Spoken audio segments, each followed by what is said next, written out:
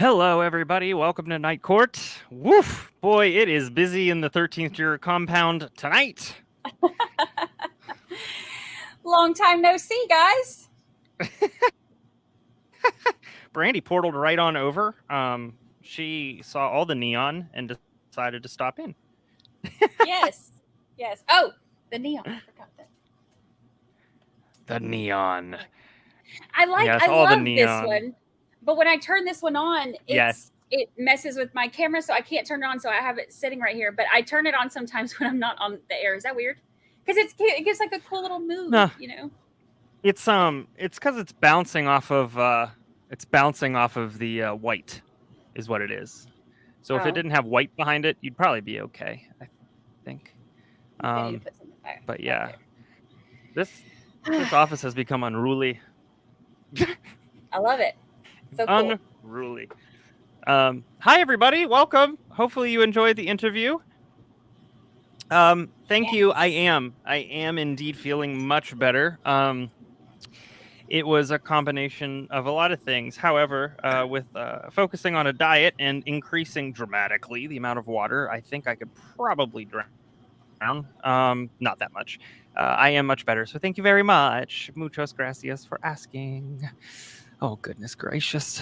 People were worried about you. They were asking about you today during day court, too. Oh, that's nice. They were asking about you. Oh, I appreciate it. We have people who really care a lot, and I care about them. Hold on. I'm not going to forget. Hey, Night Court's in session. Dang it. You were sharing, I think, was it yesterday you were sharing some things that you got in the mail? Oh, yes. And is Kathy in here? I noticed she was in the stream a little while ago. You know she comes for the trial daddies. She is. Hey, Kathy. Hold on. She's holding on. All right, well, she's gone. I'll answer this question. I haven't yet. So, couple things. I have my microphone's supposed to be arriving tomorrow, and the boom arm is supposed to be arriving on Friday. And so hopefully I'll have it by Friday. I also have a couple other things in the mail that hopefully get here by Friday as well, because I was running out of them. And you'll know what I mean when you come in on Friday. You'll know what I mean. Kathy said, "Hey, girl." That's how I imagine you say that. Brandi is the bomb. See, I got my cup. Look at that. That is shiny. And I gotta say, isn't it cool? That is super shiny. I don't have any gold cup. Like, how cool is that? My gossip room. I love that. And that's really cool. And I showed this yesterday. I got some. Did y'all see this? For those of you who weren't here, look how cute this is. First of all, because it says Chart Lady Cult Leader and it says 13th Juror. Also because it has a gnome, because y'all know I love the gnomes. And then also wait, I'm not very good at this. Look at Lucy. Look at Lucy on there. I didn't even see the Lucy in the picture you sent me. Yes, it's got little bitty baby Lucy. And I have the little pillowcase for stuff. I love that. Cute? And then I won't show everything because I know I showed in day court, but I'm so excited about my stuff. And look at y'all, when I said Lucy's favorite song is Hey Y'all, look at her little little Hey Y'all. So those are from those are from Wiggle Styles, but also from Lacey through Wiggle Styles. Yes. And by that I mean Polly Prissy Pants. Polly Prissy Pants. Sorry, I didn't mean to out you. Polly. Polly Prissy Pants ordered those because it's Lucy's favorite song, and Wiggle Styles made them, and I am so in love. So Wiggle, I'm gonna create a command for our chat, and our mods will be able to post. I won't be able to do it right now while I'm talking, but I'll do it as soon as the trial starts. But the mods will be able to post your website, and that'll come up when they do ! Wiggle, and so which I love. I love that command, Wiggle. So we'll make sure that we advertise for you. Lacey also sent me things through Wiggle. I got them today.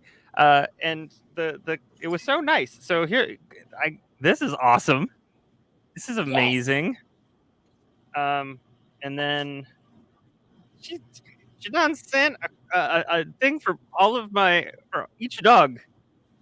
I love that. Now they can match Lucy. I do too.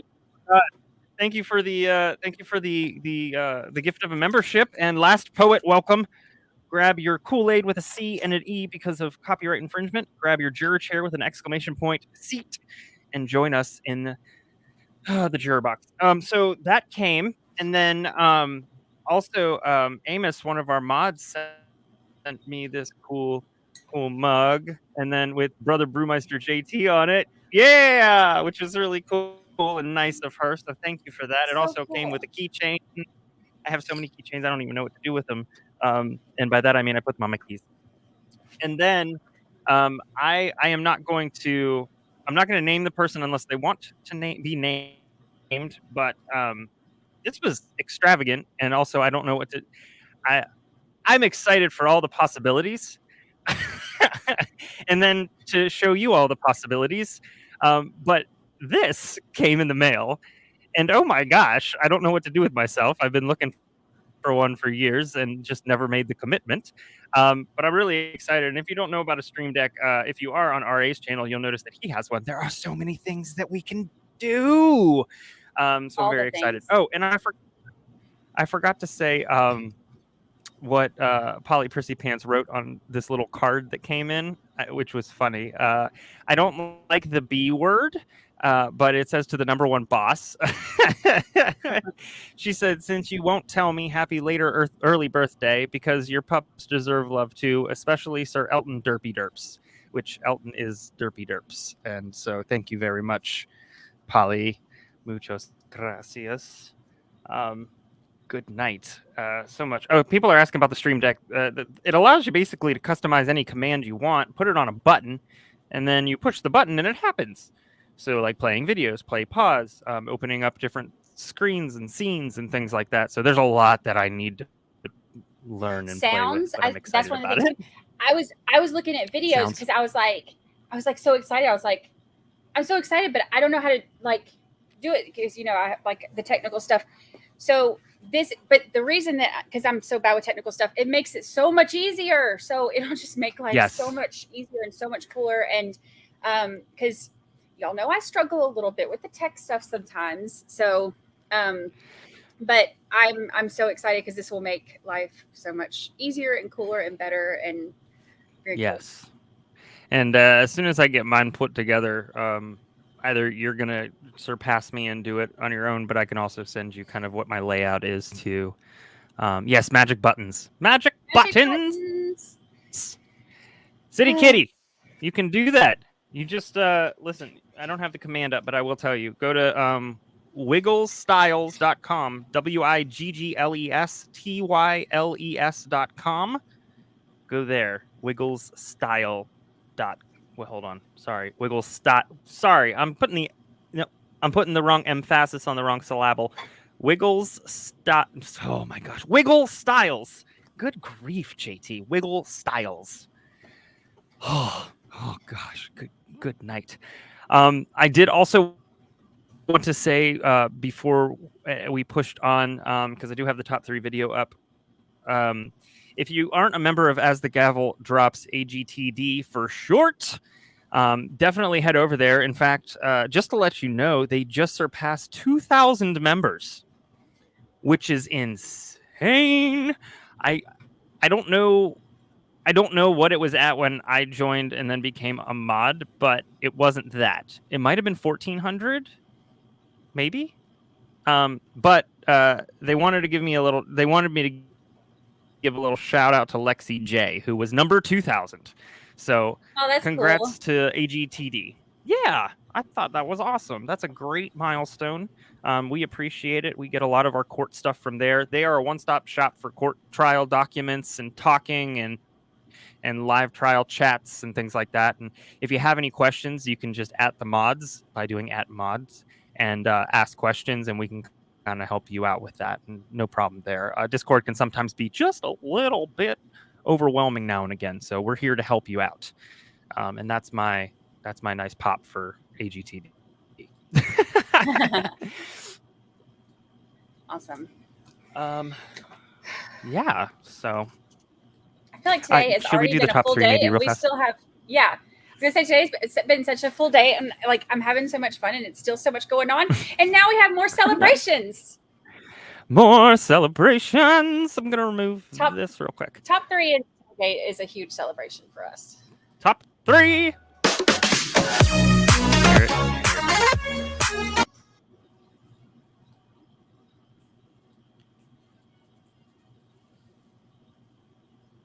I lost sound. Is that just me?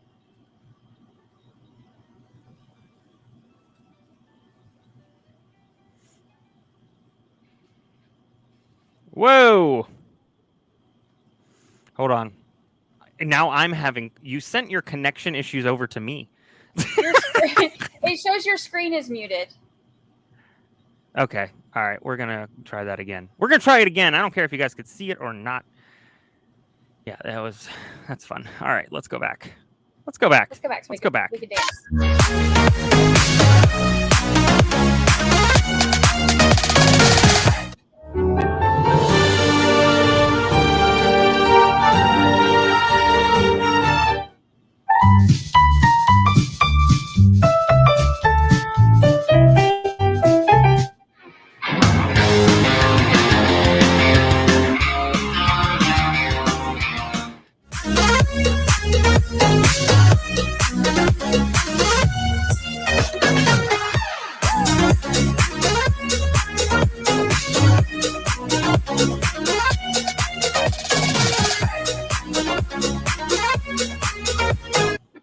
What? Where'd you go?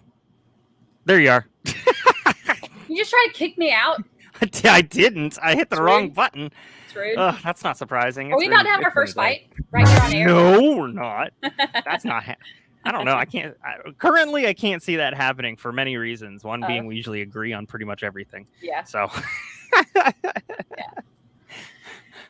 Oh goodness. Yes, Shireen, you're right. You do. Brandi, did you hear this story? Yes, that it was in her cart. It was in Miss Brugheim's cart. Yes. That neon right there was in her cart, and it came in the mail, and Shireen had sent it, and she was like, "Oh, now I gotta think of something else." That's hilarious. I was like, "I didn't Calm know." down. Calm down. Lucy. Y'all, she's over here because I've been sitting in this chair right here for 12 hours. Okay, I did feed her this morning though, and I took her out and all that good stuff. But now it's time for supper, and so when it's time for supper, or if her water bowl is ever like if it gets low, she'll go over there to the bowl and she'll scratch it, and then she'll look at me like. But when she scratches it, she has like her little nails, so it's loud. So it's over there and it's like clank, clank, clank, clank. So I'm telling her to be quiet. I'll feed you in 1 minute. Calm down. Okay, so a couple things. One, Sydney said, since I'm your daughter, I'm going to sit on your lap, Candace, in the beanbag and get cozy. I say, that goes. And then Candace responded and said, Sydney just told me that my 8-month-old grandson just said mama for the first time, which is... Oh. Listen, 8 months is a little further than the 2 months that we've been around, but I'm still going to claim Sydney's child as another cult baby. So, Sydney, I hope you're okay with that. And then Sydney said, yes, he did. And then Candace said, next stop, Mimi. I love it. That's awesome. Candace. Oh my goodness. Funny. That's adorable. I love that. I love that. Oh, gosh. His name's Junior. I like Junior. That's a good name. I'm a junior. Yay, cult baby. I will Oh, consider that consent, baby. Sydney. I consider that consent. We will make sure we get him a contract. It is for 10,000 years. No, that's Scientology. It's for 1 year renewable, and because we're about commitment, but not like that. So, Michelle, yes, we are getting close. I believe we have two or three more videos, and then Jodi's up for quite some time. So enjoy the different stuff now, because whoa. Yeah. All right, I am going to take off. I wanted to come by and say hi. But Yeah. I have got to feed this unruly child and take her out, and then I have to come plot a bunch of, I don't know why I said, oh yeah, I'll have this for y'all in the morning. Yeah, I overpromised myself a little bit, so I have some charting stuff that I have to get done for tomorrow morning. So Yes. I'm going to jump off of here. After I take her out and come back in and all that stuff, then I'll kind of lurk in the background. But I appreciate y'all, and I appreciate my gifts too for those of y'all who sent us stuff that was really sweet. And more than anything, I just appreciate y'all coming and hanging out with us. It's the coolest thing ever that y'all can go anywhere on the internets and you come here with us. I love it so much. So I just want to say that these lovely messages here are super, just super true. You do a lot. So you all couldn't see this because her camera was off during the day stream. Oh, yeah. But I saw it, and she never left the desk, and she was working so hard. She had her like concentrate face on, to which point I was just like, there's not a lot of LOL. And she was like, this is my concentrate face. So apparently we both have the mean concentrate face, which is just like, yeah. Yeah. I definitely have RBF when I'm concentrating. I look mad, but we had an hour and 15-minute break, and I know if y'all had any idea, I know that y'all appreciate the charts, and I'm thankful that you do, but they are incredibly time consuming. They're incredibly helpful, so I do it because I know that it helps, and it's something that I think sets our chat apart from so many others, because we do have things like that I like that we can look at those things and have a better understanding of it than if you go to, some chats where there's not help with some of the, different things. It's kind of one of those cool things that, it's like one of our little perks that I like to, help with as much as I can. And it's kind of what, got me into this whole true crime trial stuff anyway. So I do truly enjoy it, but it is incredibly time consuming. So when I have those moments where I'm trying to get stuff done, I'm like this is my face when I'm like concentrating. So I look really angry, and whatever, that's fine. For visual learners like myself and Nurse Forgot over here, thank you for that. Yoko Korama-san, which I assume the 3 is san, therefore I'm saying san because each Nissan, that's Japanese. And counting to 10 is about all I learned in my 3 years in Okinawa.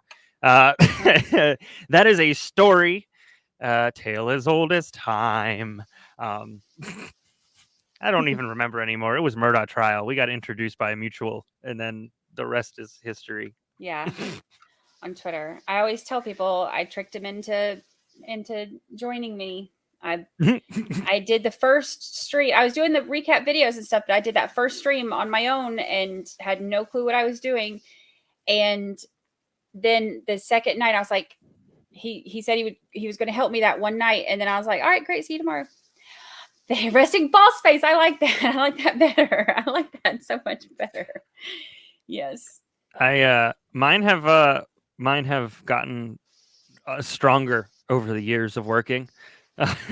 They've just got stronger. People know what I'm thinking, and my face is literally just, it's like a window. Like you could see straight through me. Yeah. Unless I'm purposely trying to get away with it. Yeah. Visuals are always appreciated. True crime and wine time. Shameless plug. But also it's Terry, who might be joining me on Friday night, too. Might be joining us Yes. on Friday night just to chat That's awesome. and have a good time, which I'm excited about. Oh boy, there's a lot of people saying they have RBF face. I'm glad we can be part of the same club. Yes. Part of the club. That's awesome.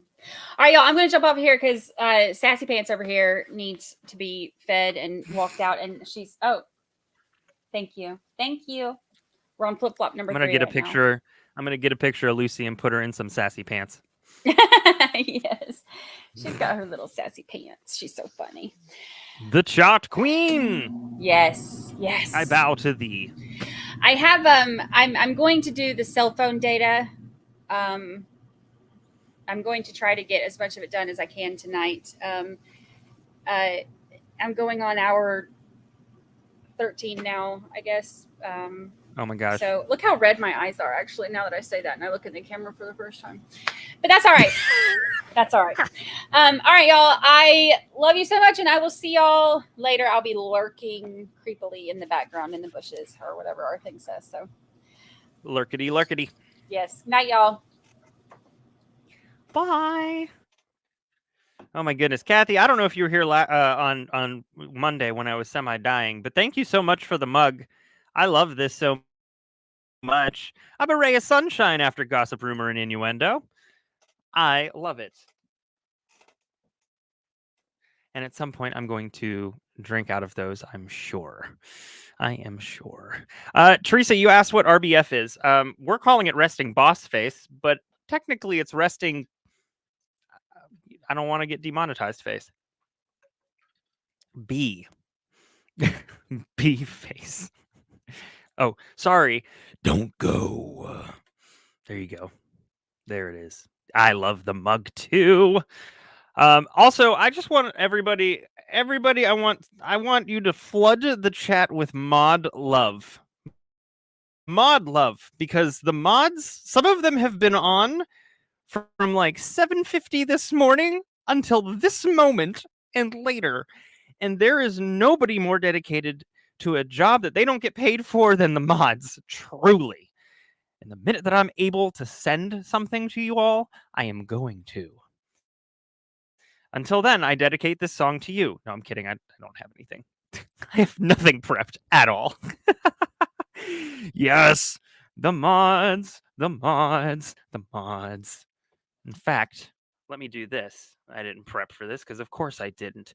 But I am going to name them. Let's see. Amos, not a drama llama. Chandra, Polly Prissy Pants, who's renamed herself in our server as Polly Behaving Pants. Shireen, Tish, Annie, Dina, Sam, and also Cajun. And you don't see Cajun in here a lot, but Cajun is she runs all of our socials, and she's really nailed it. And we're about to release a new one-stop shop for everything 13th Juror, so consider that just a little bit of a preview.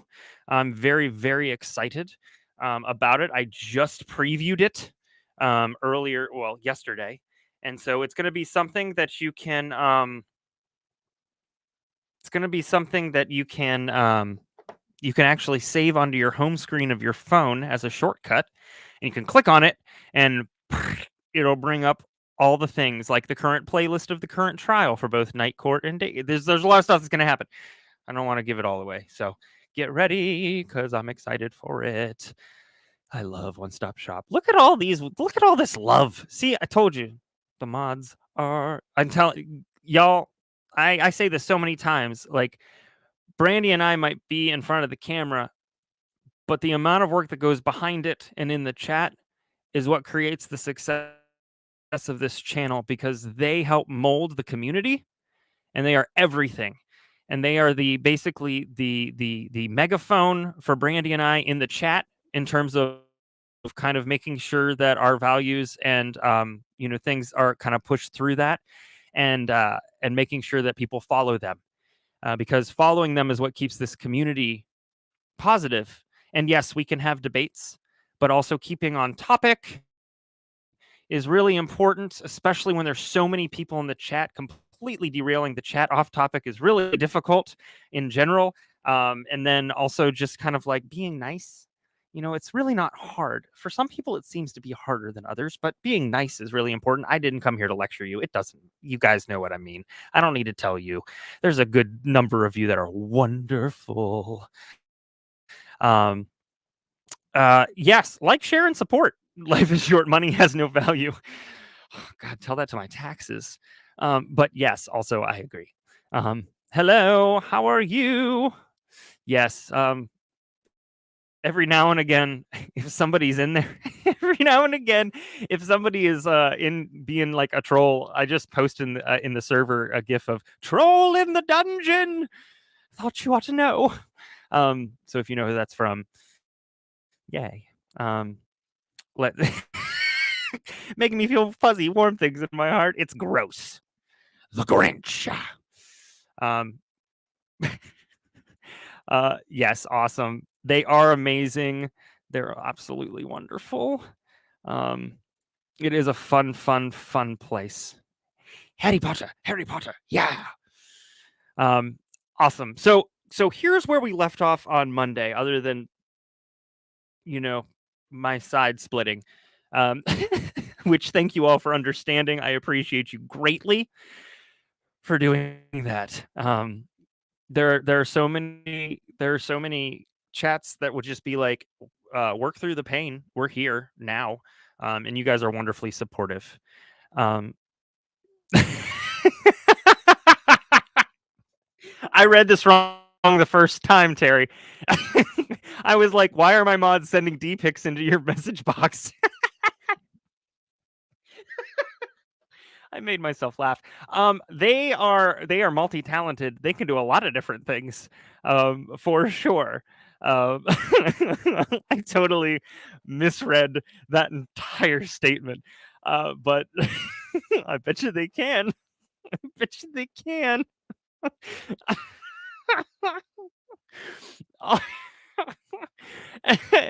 all of our mods identify as women, as far as I know. I have not been told otherwise, so I shouldn't make that assumption. So they can't send them, but they might be able to prevent them. Y'all, if come back Friday, because Terry will be on, and we'll chat about Terry and my podcast, which is the title there, True Crime and Wine Time. We'll also probably talk a little bit about wine, a little bit about what we're covering, and some other random things. I'm sure we always get it. We always start recording, and then we end up having like 45 minutes of banter, and then we get into the cases because we just like doing it. Okay, let me clear it up. They're not sending anything at all. I misread the statement. Handsome hubby, dude, Double H. I'm calling you Double H now. I hope Terry told you you're the best. Are they from Jodi? Ooh, I don't know. Gail, I'm sure they're going to see another picture or two of me testifying at Jodi's trial. Oh gosh. Speaking of Jodi's trial, here we are. Okay, what time Friday? Real fast. 8:45 p.m. Oh wait, hold on. I'm rethinking. Oh yeah, Friday, 8:45.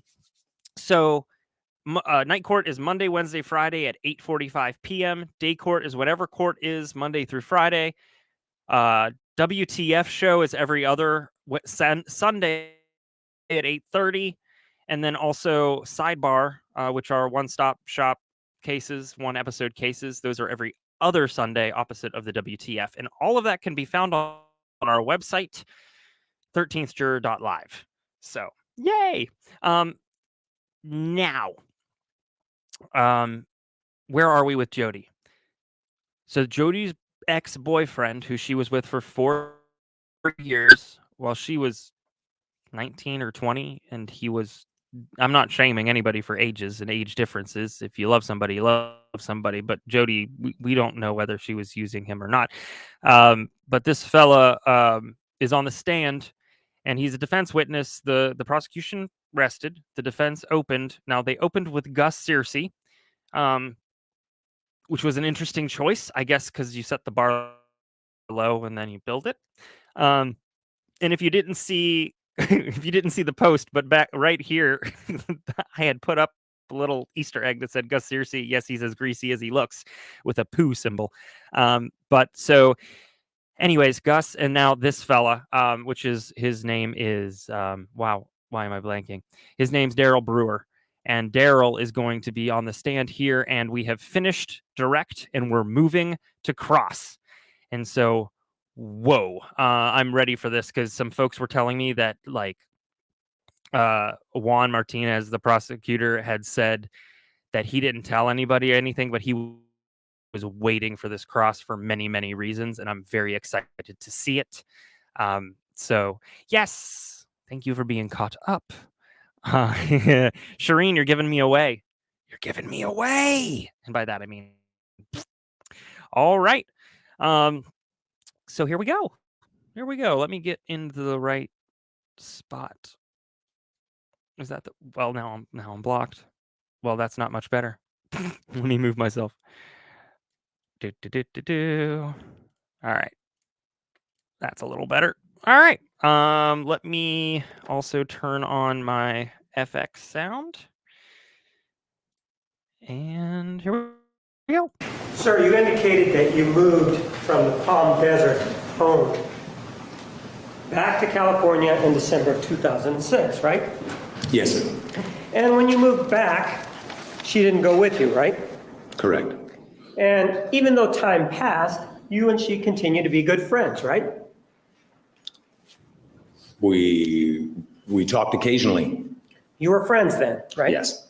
And she knew your phone number and you knew hers, right? Yes. And that continued on, for example, into 2007, right? You continued to have this relationship where you were sort of friends where you would call occasionally, right?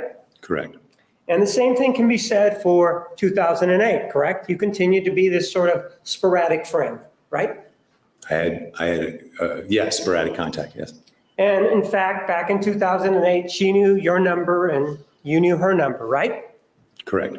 And if she needed something, she would call you, right? Objection calls for speculation. Sustained. Well, sir, isn't it true that in May of 2008, you received a telephone call from the defendant, Jodi Arias? I could have, yes. Well, isn't it true that during that telephone call, she was asking you for a favor? Do you remember that? No. Do you remember that during that favor, she was asking you for gas cans in May of 2008 at the very end so that she could make a trip to Mesa, Arizona? You remember that? Yes. And during the first time that she brought up this issue in the end of May of 2008, you asked her, why do you need these gas cans? Do you remember asking her that? I do. And she got really testy with you, didn't she?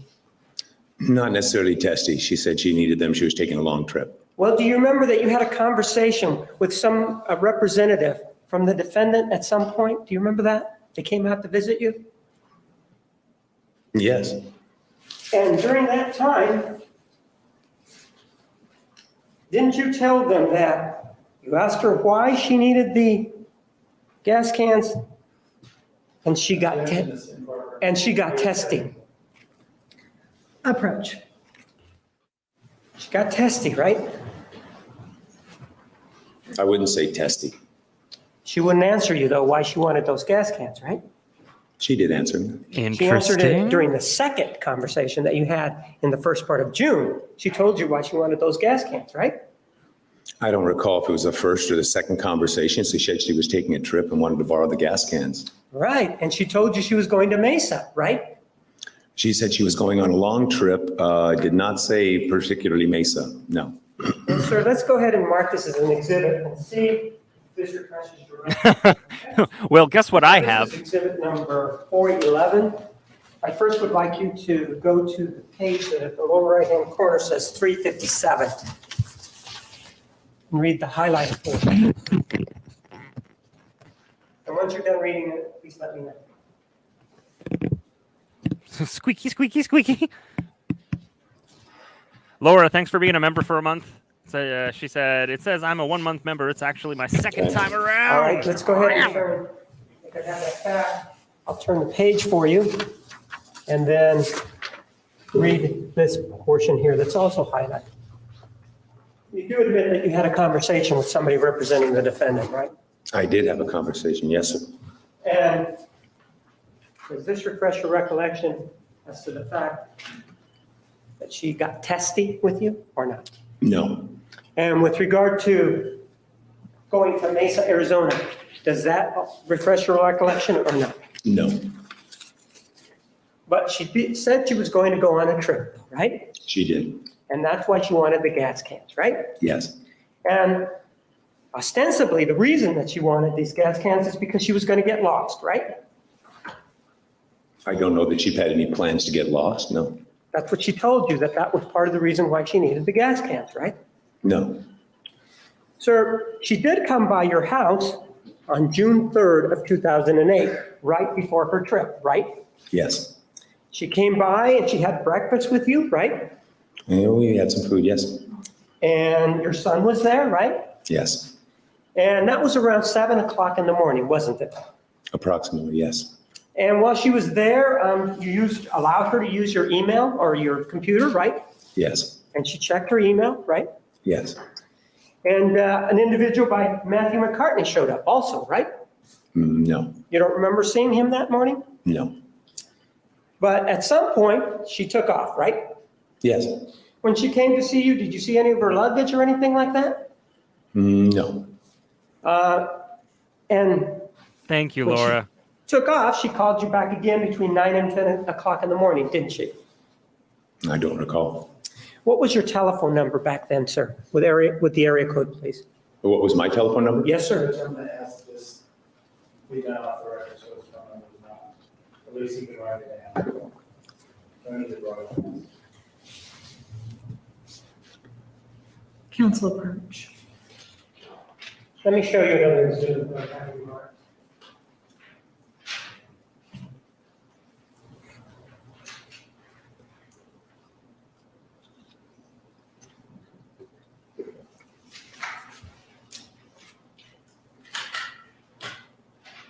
This is exhibit number 412, sir. Go ahead and write the cell number that you had back then on June All right, 2nd all right, and all 3rd right. of 2008.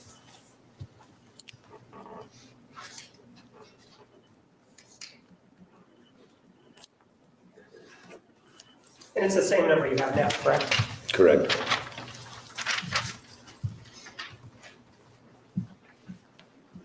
I moved to the initial exhibit 412. No objection, just asking the understand. All right, 412 will be sealed and admitted.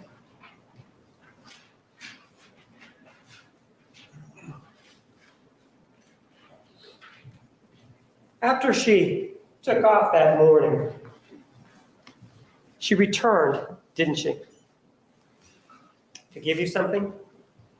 I do not recall her returning, no. Do you remember her giving you a remote control that she had taken off that she had? Do you remember her returning and giving that back to you about 10 o'clock in the morning?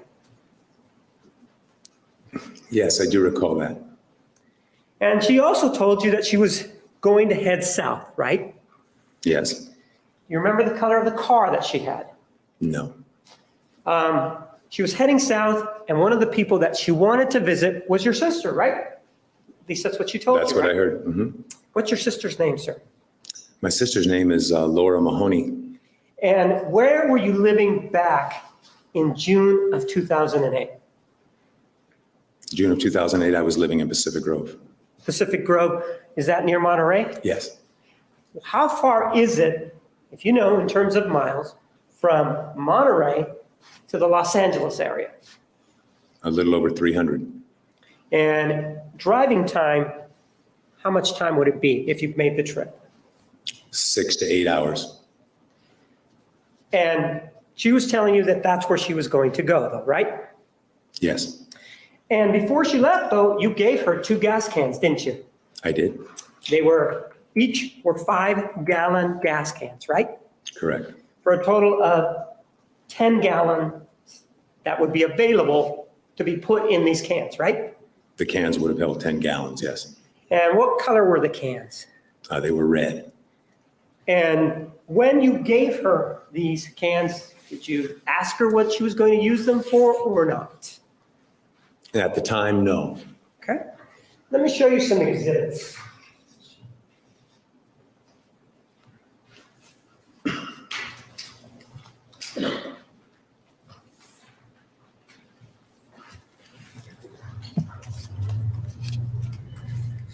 She does. She does.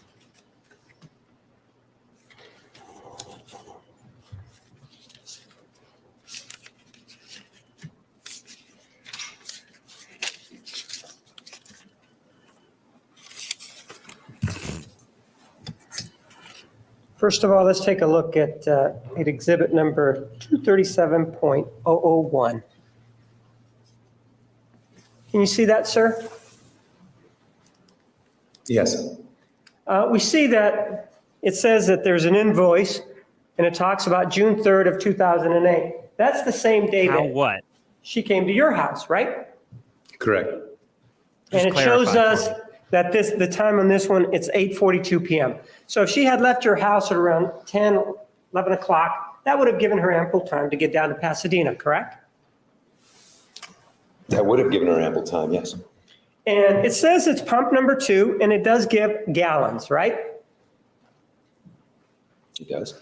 It's 8.301 gallons, and then it gives the price, and then there's a payment there, right?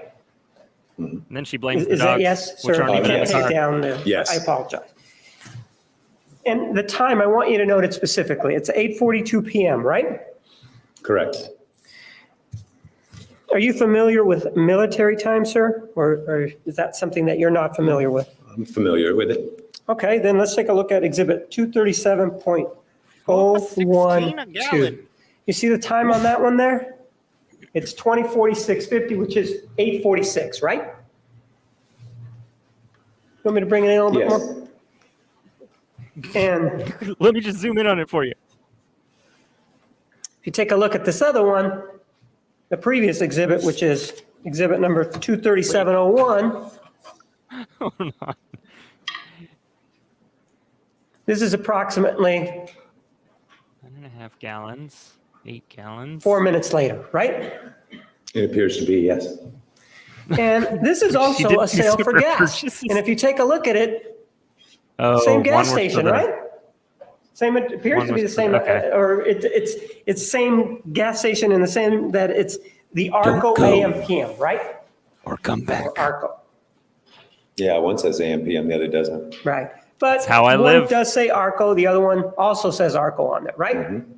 And both of them are in Pasadena, California, right? Correct. However, the one that's a little bit later, about how much gas, can you see how much gas is purchased there? It looks like 9.594 gallons. That's approximately close to 10 gallons, right? That's close to 10 gallons, yes. And the address on that one is 3706 East Foothill Boulevard, right? Yes. Then if we look at this other one, 237.013, this other exhibit, we'll go with the time first. It's 8:53 p.m., right? See that upper left? I see that, yes. And that's approximately 7 minutes after the previous purchase, which is exhibit number 237.012, correct? Correct. And this one is for, can you see that it's for more gas? Can you see that? Yes, it looks like 2.77 something. Right. And if we add, let's just say 2.7 and round it off to 10, we're talking about 12.5 gallons, right? Yes, without Roughly, doing that, right? yes.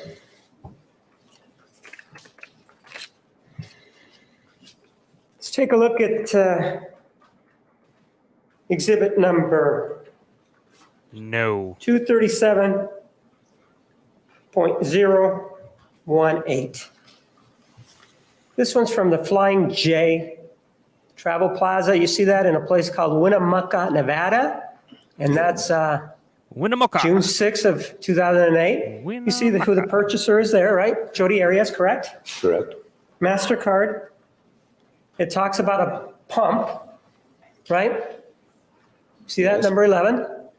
Talks about the quantity, 12.175, one would assume gallons, right? Yes.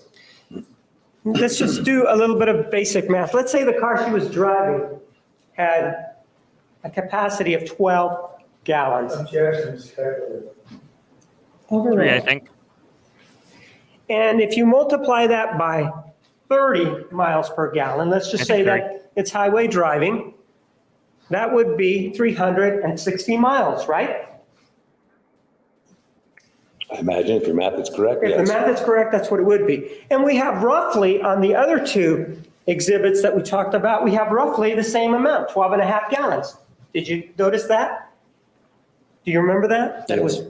And so if we're talking about that same 30 miles to the gallon, 12 and a half, we're talking about roughly another 360 miles, right? Makes sense. So if a person fills up, for example, in Pasadena, given the mathematics that we're doing, and puts 12 gallons in this car, and we're talking 30 miles, and I understand that these are just rough figures, you're talking 360 plus the other 12 and a half gallons, another 360, for a total of about 720 miles, right? Correct.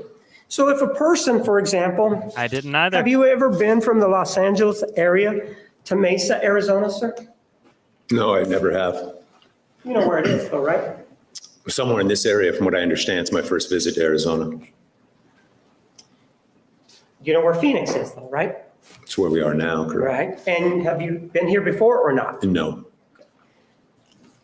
Later, the defendant came back to California and at some point called you, right? Later as to when? After, let's say, we were talking here about June 3rd, and that's when she came over to your house, right? Correct. And just for the sake of getting our dates straight,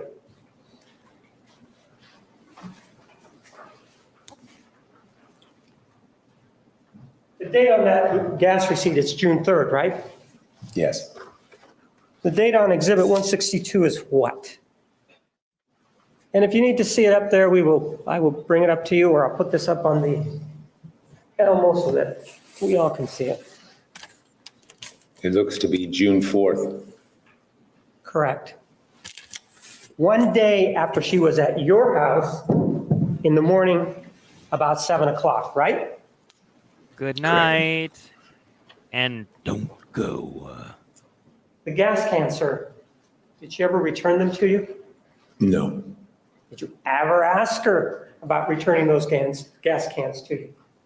Don't recall if I ever had a chance to ask her, no. Pardon? No, I don't recall. Sir, let's try to get a little bit of the chronology that involving your relationship with her. You did indicate that you met with her, or that you met her at the Ventana Inn and Spa, right? Correct. Did you meet her in the midsummer of 2002, or did you meet her in 2001, as you told us today? Which of the two is it? I recall meeting her in the fall of 2001. Dick. All right. You did start to date, though, in January of 2003, though, right? Correct. And you sort of made it official, started really seeing each other was at the San Francisco 49ers game, right? Yes, And that was, you spent the night together, right? we did. Was that the first time you and she had ever had sex? No, And you remember the first time you and she had sex, though, right? I do remember, yes. Court And team she was is very very good about aggressive, wasn't she? hiding these, but my finger's on the We trigger. were both aggressive. Well, do you remember when the person came to talk to you? One of the things that you told them was that I'd listen she to him was as a baseball pretty aggressive person, like on a the first time that you had sex. Do you Baseball remember saying announcer. anything about that? I do not recall saying that, Well, no. let me show you that, okay? Go back to exhibit number 411.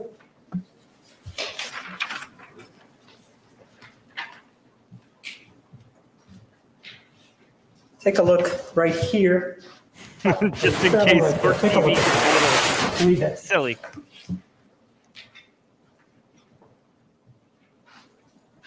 Let's see if Court TV gets a little silly here. Oh, wait, he's just showing him now. Okay, Says that, right? that's what that says, yes. We'll see. And you don't remember if you told that to anybody else? No, I don't recall that. Would it be that you did say that to somebody else or not? Objection, ask and answer. I don't recall. And not only was she aggressive, she was enthusiastic about it, wasn't she? The sex. We were both enthusiastic, yes. And she was Good comfortable band. with the intimacy, right? Yes. And at some point, you and she even enjoyed, I believe on 2 occasions, anal sex, right? Possibly once. Possibly once, Who- couldn't have been 2. All right, who hears this stuff I don't recall. and just keeps that face? It moves not. Then Okay. you actually did move to Palm Desert in June of 2005 is what you told us though, right? Correct. Me too. That's when you bought the house after you moved there about a year later in May of 2006 when you bought the house, right? Is when you bought the house in Palm That's Desert. true. We bought the house in Palm Very- Desert in May, June very of 2005. So you didn't buy it in 2006? No. So if this indicates it was 2006, that would be an error then, correct? That would be an error. Mhm. So you do buy it in May of 2005. Actually, the price of the home was $360,000, wasn't it? That sounds right. And the monthly payment, I think you said before, was $1,700. It was actually $2,800 a month, wasn't it? It could have been, yes. And each of you were responsible for half of it, right? Correct. So that would mean that her share would have been $1,400, right? Correct. And in May of 2006, while you were at the house living there, that's when the defendant obtained the breast implants, correct? Get ready Yes, she because did have it, yes. That was way before there's an anything hour-long having tape to do with prepaid legal, audio. right? Not as I recall. So that was at the time that it was in prepaid legal? She was in prepaid legal? I believe she was already involved with prepaid legal before that, yes. So in May of 2006, do you remember telling the investigator that I the don't reason know in this she, case, but you eventually believe the that she got defense the breast brings in implants all is because this she wanted to stuff. fit in the So- crowd that you were traveling in? No, I don't recall that. Because your wife had just recently obtained breast implants. Do you remember telling the investigator? I do not recall my wife's breast implants, no. Did your wife obtain or get breast implants? I do not know. And the implants were approximately $300 through a surgeon in La Jolla, California, correct? I have no idea what the expense was. Again, do you remember telling that to an investigator? No. So during May of 2006, is that when things started to be problematic between you and the defendant? Is that when things started to go south, as they say? That would be the time that I noticed a dramatic change in Jodi's behavior, yes. May of 2006, right? April, May, yes, I can't be sure of an exact date. And just so that we're clear, April or May of 2006, it may sound like not such a brilliant question, but that's before September of 2006, right?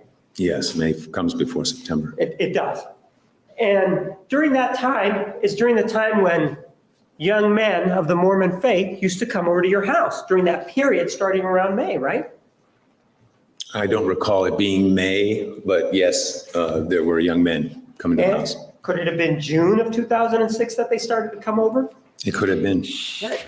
And it was She's during like Kirby. that time, in May or June of 2006, that the defendant said to you, no more cursing, right?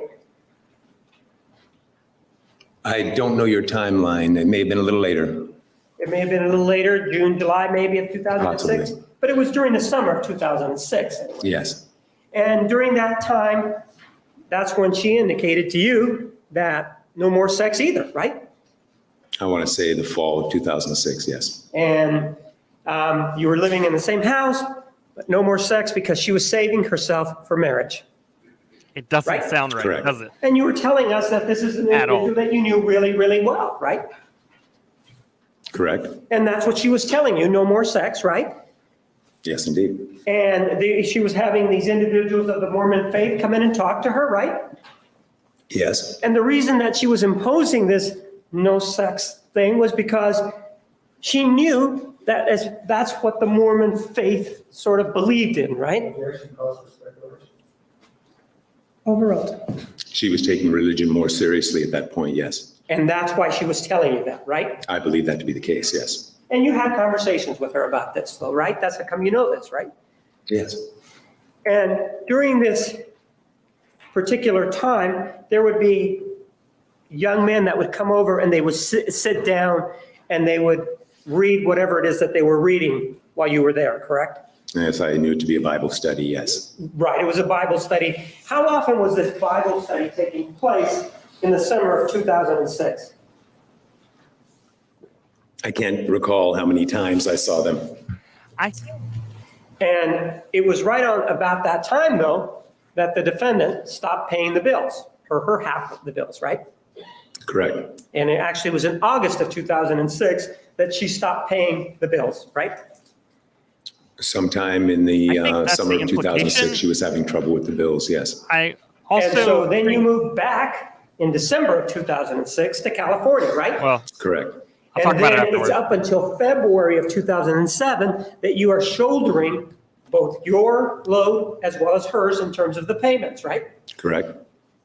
And the house ultimately goes into foreclosure and you lose it in January of 2008. that court reporter's right? like, well, I Correct. didn't think I'd be typing these.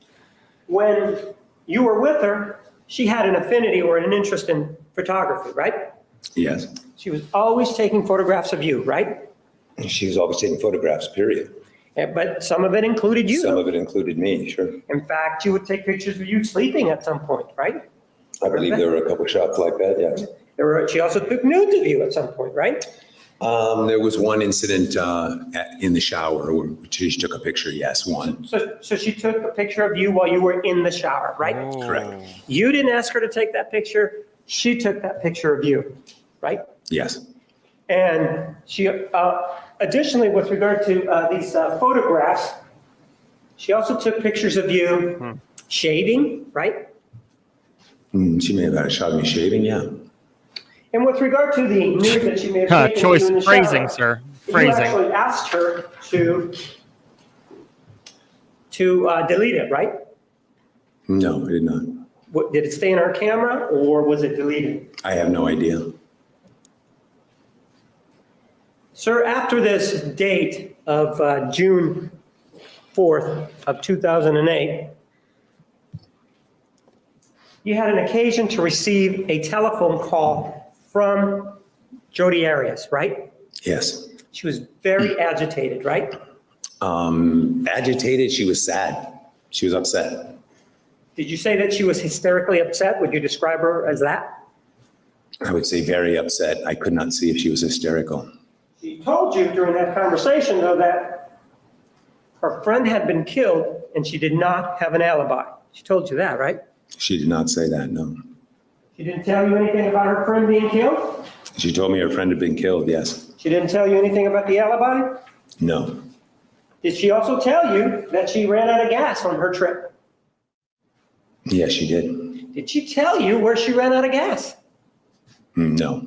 Did you ask her where she ran out of gas? Somewhere in the desert. Did she also tell you that her friend had been stabbed and shot? Do you remember that part of the conversation? I don't recall. Sir, you also discussed with her, though, or you advised her, didn't you, about, at some point, about contact with the media, didn't you? After this conversation that we just talked about, sometime after the arrest, you had a conversation with her about giving interviews and contact with the media, didn't you? I wouldn't classify the conversation as that. No. Well, she talked to you about giving an interview to somebody from 48 Hours by the name of Jonathan Leach. Do you remember that? No. So do you remember ever having dinner and meeting Jonathan Leach. Oh, yes, I did. And with regard to the defendant, isn't it true that you indicated that the defendant wanted all this publicity that was being generated by this case because she wanted to get money? No. I don't remember the rest. Redirect. Thank you, Your Honor. Mr. Brewer, did your sex life with Jodi Arias involve her wearing little boys' underwear? Oh, there it is. No. Did it involve putting her in schoolgirl outfits and pigtails? There we go. No. Did it involve bending her over desks? No. Did it involve ejaculating on her face? No. Did it involve calling her a whore, No. a slut, No. a three-hole wonder? No. Now, you were asked about, apart from your sex life with Miss Arias, you were asked about her coming to see you in June of 2008. Yes. June 3rd. Remember. She spent some time Those with you and your letters son, came right? in. They weren't Mhm. real, Yes. but also she manipulated in order And to have this as Did the everything defense. seem fine? And Kirk was doing Everything seemed fine and normal that I could see, yes. what she basically was saying needed to be done. And there was a couple things that were contradictory here regarding where she was going. I want to kind of back up. What was going on with your sister at that point in time in her life in the June of 2006? My sister had a new baby. Okay. And you were telling us that Jodi was going to come down to Pasadena to see her sister. Is that correct? That was my understanding, yes. Okay. Do you know if they ever met? I understand that they did not. Okay.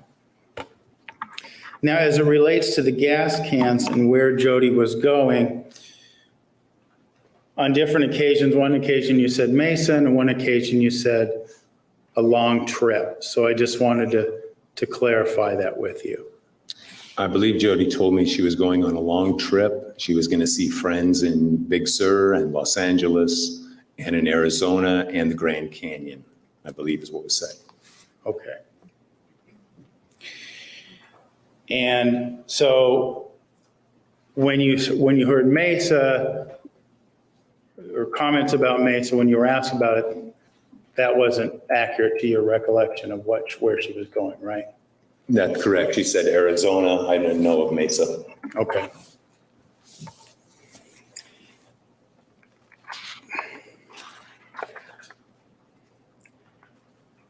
These notes that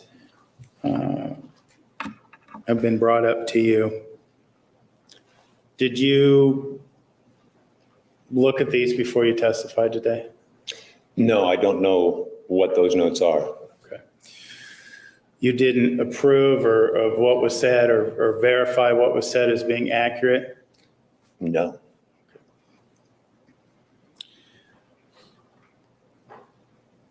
You said in these notes that you recall the missionaries coming over in October of 2008.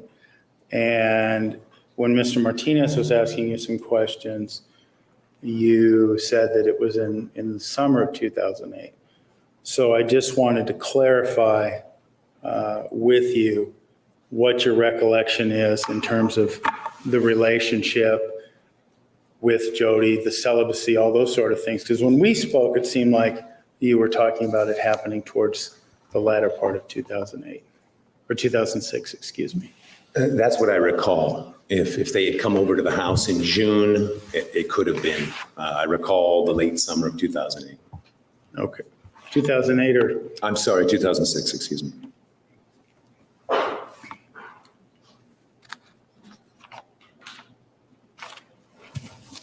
That's all I have, Your Honor. Thank you. Any questions from the jury for this witness? God, no. I see no hands. Thank you. You may step down. Counsel, please approach. All right. Okay. So let's review just a couple of things.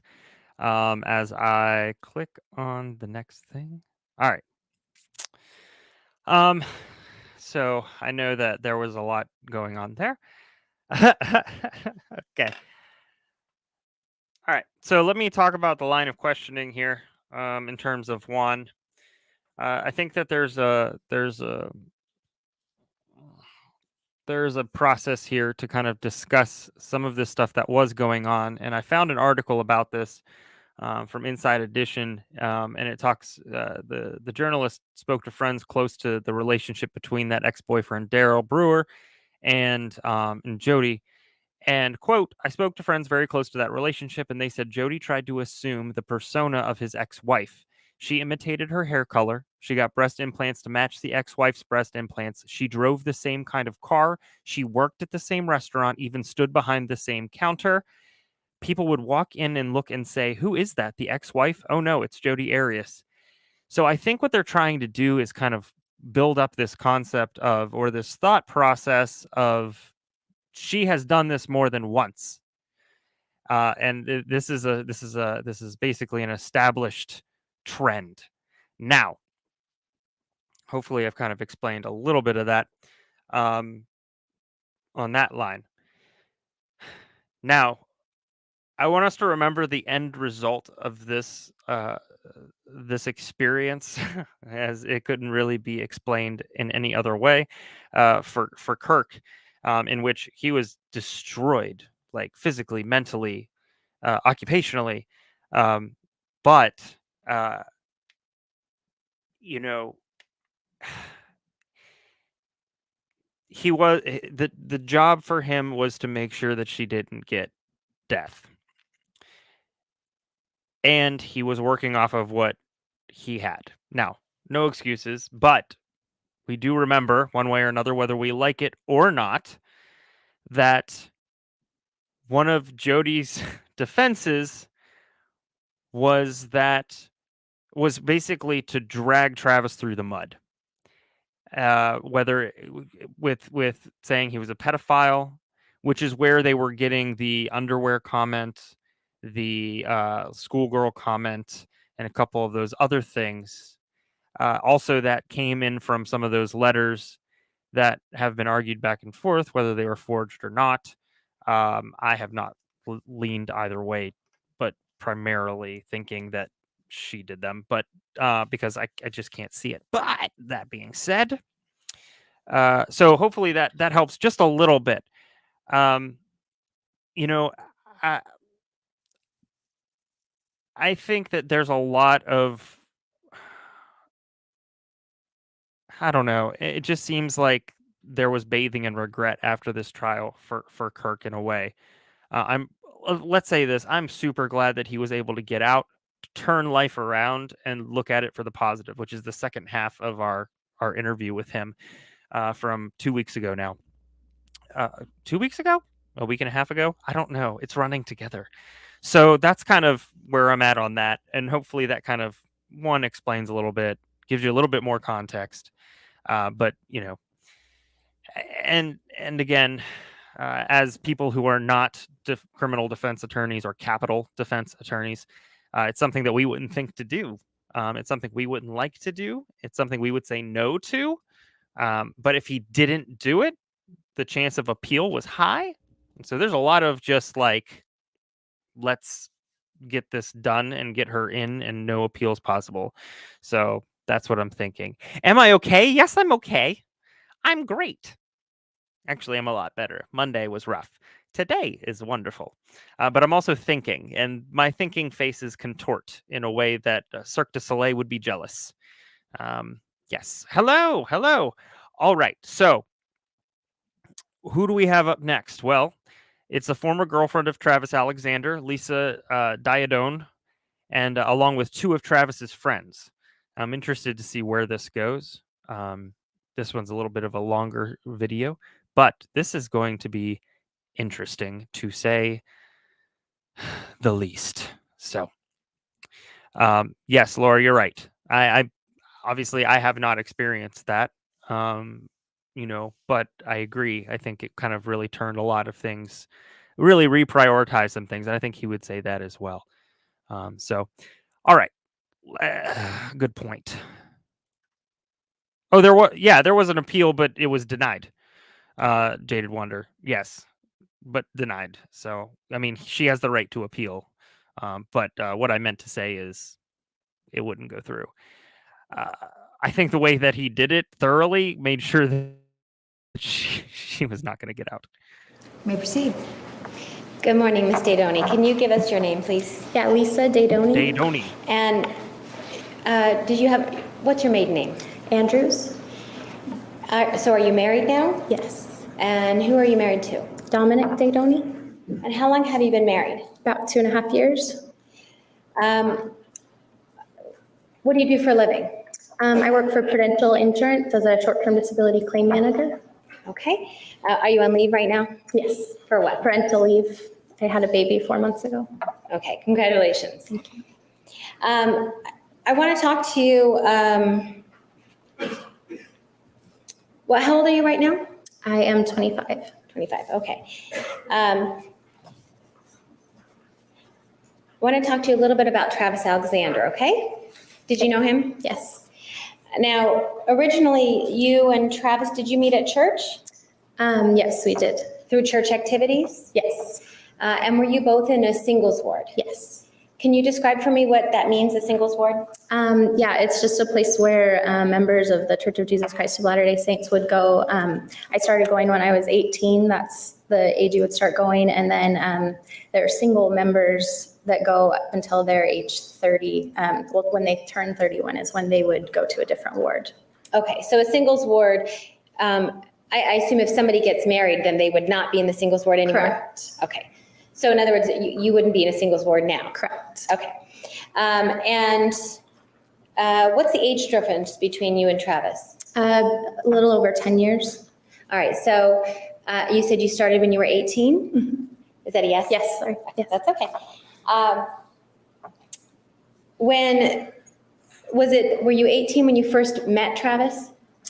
I believe so.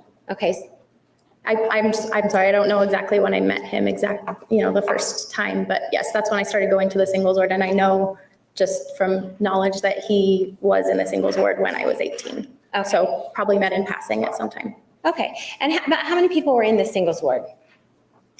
I don't know. I mean, 200 to 300. I really don't know the exact amount. Or anything. Okay, but we're talking in the hundreds, right? Yes. So it's not just 20 people. Correct.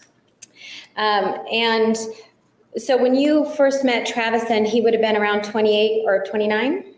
Yes. I How always long wondered did you why guys they know each called it a other? ward, but Well, did you know each other at all before you might as well call started it a dating? singles hotel. Yes. Probably, about a year before we started seeing each other just one-on-one. We'd see each other in large groups for about a Okay. year. Even I And is dyed that, some of you'd my see each hair. other like in church activities type thing? Yes. During this year, did you ever go to his house for any of the movie nights and things Yes. like that? And is that before you were dating? Yes. And how would you classify that year before you started dating? How would you classify your relationship with Travis? Were you acquaintances? Were you friends? I would say we were friends. Friends? Yes. Okay. Did you talk to him very often? Occasionally, yes. At those gatherings, never really, it wasn't until later that we became, started texting or talking on the phone. Is that how when your relationship started to develop more? Yes. Now, before you dated Travis, you were dating someone by the name of She- Steve Bell. Yes. She looks And embarrassed how long did you by date that Steve Bell? relationship. About 4 months. And that was, so you dated Mr. Bell for a total of 4 months? Yes. Okay. And that was about how long before you officially started dating Travis?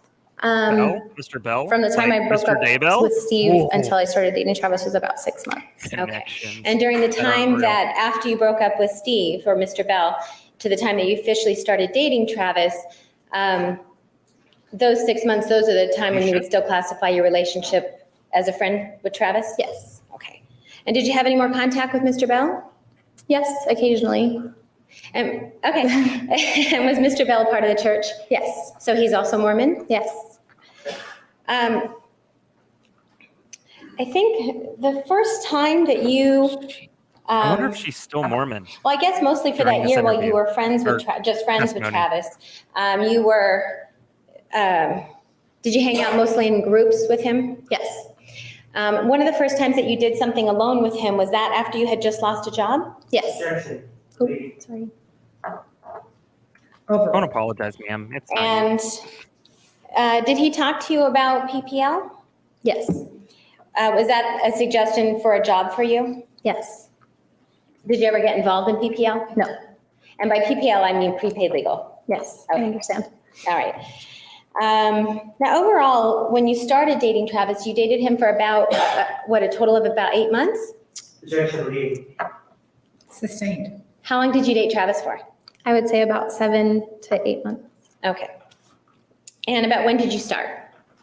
Roughly July of 2007. All right. And so when did you break up?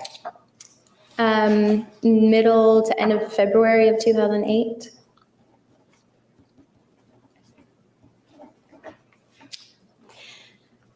All right. And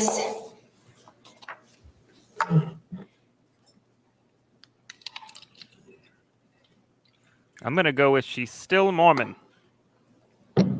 Mostly good. I just wanted because you to be able to do that. I When you were found dating each her other, account. did you email with each other? Yes. Did you text with each other? Yes. Did you instant message? Yes. And Welcome did you also back. call each other Yes. the old-fashioned way? Yes. Okay. And besides that, then did you also go on dates with him? Yes. At the time that you were dating him, did you have an email address, lisa.andrews87? Objection, leading. Overruled. That means you can answer. Yes. All right. And when you were dating Travis, was it kind of what kind of relationship was it? We had broken up a few times and gotten back together a few times. Okay. Yes. So It's called the would you temple garment. classify it as on and off? Yes. And when you broke up, who did the breaking up? Usually it was me. Usually it was me. And during the times that you broke up with him, did he continue to text you afterwards? Sometimes, yes. All right. And did you end up start talking to each other again? Yes. And that would be until the final breakup, right? Correct. And after the final breakup in around the end of February, did you have contact with him after that? I did after the final breakup for a little bit. Okay. When you first started dating Travis, I mean, let's you see. know, How old were you? calls it like When we first like started she dating, I sees was it. 19. All right. And did he get really serious on you? Yeah, he started talking about marriage fairly early. Okay. Jodi I didn't mean, like that. he started talking about marriage how early? Within a couple of months or how long? Probably, I can't remember exactly, but earlier than I was comfortable with at age 19. Okay. And were you concerned about just turning 18 and then having the thought of getting married right away? Objection, leading. Sustained. Did you want to get married at that point in time? Sure Not did. at that point in time. Why not? You know she did. I felt like I was too young and immature, and I needed time to live my life before I was tied Oh. down to As be a married. podcaster, the All right, mouth and did you tell these noises things to are Travis? killing me. Yes. Is that one of the one reasons why you broke up with him the first time? I wouldn't say that would be the reason the first time, but in later conversations, I would say that was the main reason we broke up the second time. Okay. Let's talk about the first time that you broke up. What was the reason for that? I came to the understanding that played. he was cheating on me. Oh, Do you know who he was cheating with? let's stop being Yes. funny. Who's that? Jodi Arias. And how did you learn that? You saw that, right? A saw former the roommate of smirk. his had told my sister, who then You told saw me. the smirk. Okay, so Mr. Alexander didn't tell you that. No. And did you confront him about that? She's so happy After I about had that. broken up with him, yes. All right. And after you broke up with him, did he continue We all saw the to smirk, right? Not just text me. you or email you? Yes. And was he persuasive about trying to get back together with you? Not just me. Yeah, I mean, in the way that he said he still cared about me. And was he persistent, would you say? Yes. And eventually, did you get back together with him? Yes. And Thanks for the validation. Where are we going with this? when you got back together with him, about how was your relationship at that point? It was better. We had addressed a lot of the concerns that I had at the beginning. He explained that he wasn't. Stayed. All right. Did you feel that you could trust him at that point? Yes. And so did you feel comfortable getting back into a relationship with him? Yes. About how I don't long were know if you she's being in honest about a that one, though. relationship with him until you broke up with him again? I don't remember. Okay. Can you say whether it was months or days? I would say months. Okay. And Quick question. If they're going for the defense that they're going for, and they put her on the stand, and she broke up with him because he was cheating on her with Jodi, but she felt comfortable enough to get back together with him, does that, no, first off, that makes him look bad. Obviously, that's a terrible thing to do. But if she felt comfortable getting back together with him, does that kind of neutral? I don't know. That's just me. And so then what was the second reason that you broke up with him? What was the reason that you broke up with him for the second time? He was getting more serious about marriage, and I wasn't ready for that. Okay. And at this point, Travis would have been about 29 or 30? I believe he was 30 by this point. Okay. And in the Mormon religion, how is 30 an older age to not be married, or how is that looked upon? In my opinion, yes. Okay. Is that how you were raised to believe? I guess, yeah. Okay. All right. And did Travis express to you that he was concerned about being older and not married? Maybe. I don't know exactly. But I mean, he was concerned that he wasn't married yet. He wanted to be married. Okay. I don't know if it was exactly because of his age or just where he was in his life. That was one of his goals. He wanted to be married. Okay. And was he telling you that he wanted to marry you? Yes. Judge is not for the truth of the matter asserted. Overruled. You may answer. Yes. And so is this something that it got to the point that it concerned you to the point that you broke up with him? Sustained. Did you break up with him? Yes. And why did you do that for the second time? I broke up with him because I felt that if he felt like he was in a point in his life that he did want to be married, he should explore other options because I was not ready at that point. All right. And is that what you told him? Yes.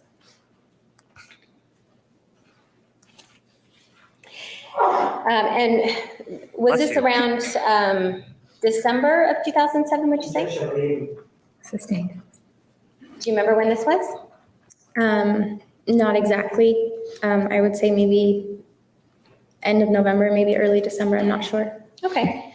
And at this point during your relationship, were you telling him that you loved him? I believe so. All right. And was he telling you that he loved you? Yes. And Do you mean Lisa at this point Theodore? now, that this, I guess the second part of, after the first That's breakup, funny. before the second. I don't know. I'll check. Did you believe that your relationship was exclusive?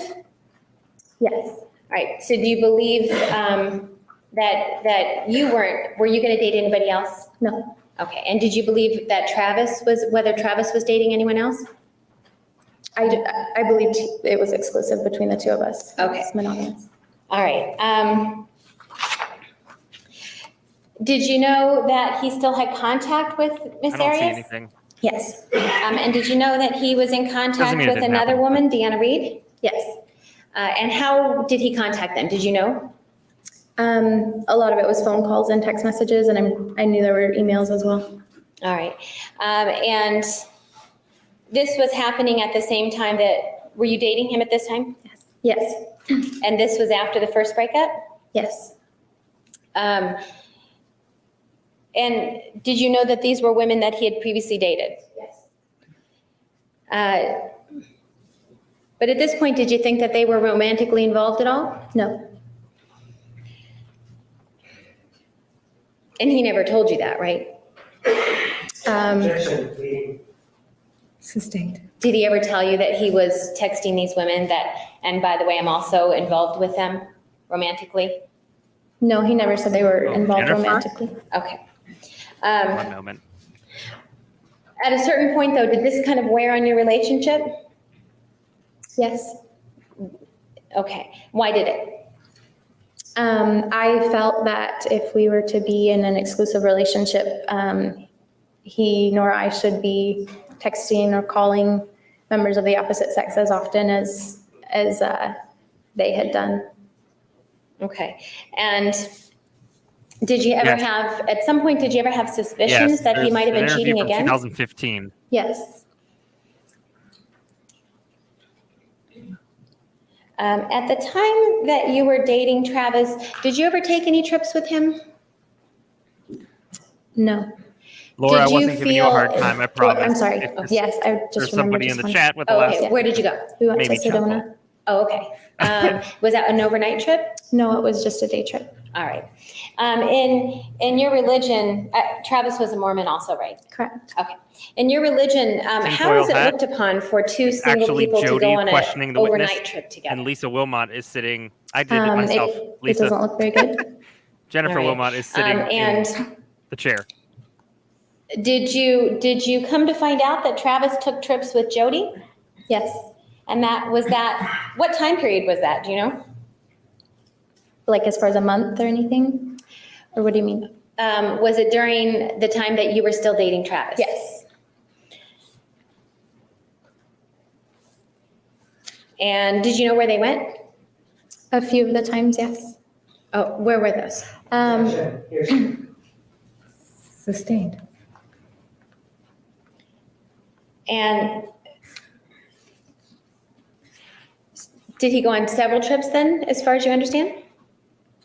I believe I knew of two. Okay. And both of did he ever ask you to go? No. To your understanding, were these overnight trips? Objection, here's- Sustained. Judge, it's not for the truth of the matter asserted. Approach. Good. Sidebar. All right, Ms. Dagoni, was it your understanding that Travis took Jodi on overnight trips? Yes. Okay.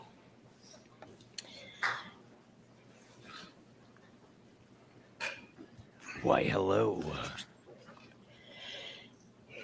At some point, was it after your relationship with Travis that you confronted him about these trips? No, at some points it was during. Okay. So did you ever tell Travis that you found out about these trips? Yes. All right. And did he explain it to you in a way that you thought that you felt it was an innocent trip? Objection, leading. Here's- I'm leading so that there's no hearsay. Overruled. You may answer. I'm sorry, could you repeat that? Sure. I'm sorry, sure. I'm leading, so there's no Did he hearsay. explain it to you in a way that you felt that it was an innocent trip? Yes. Okay.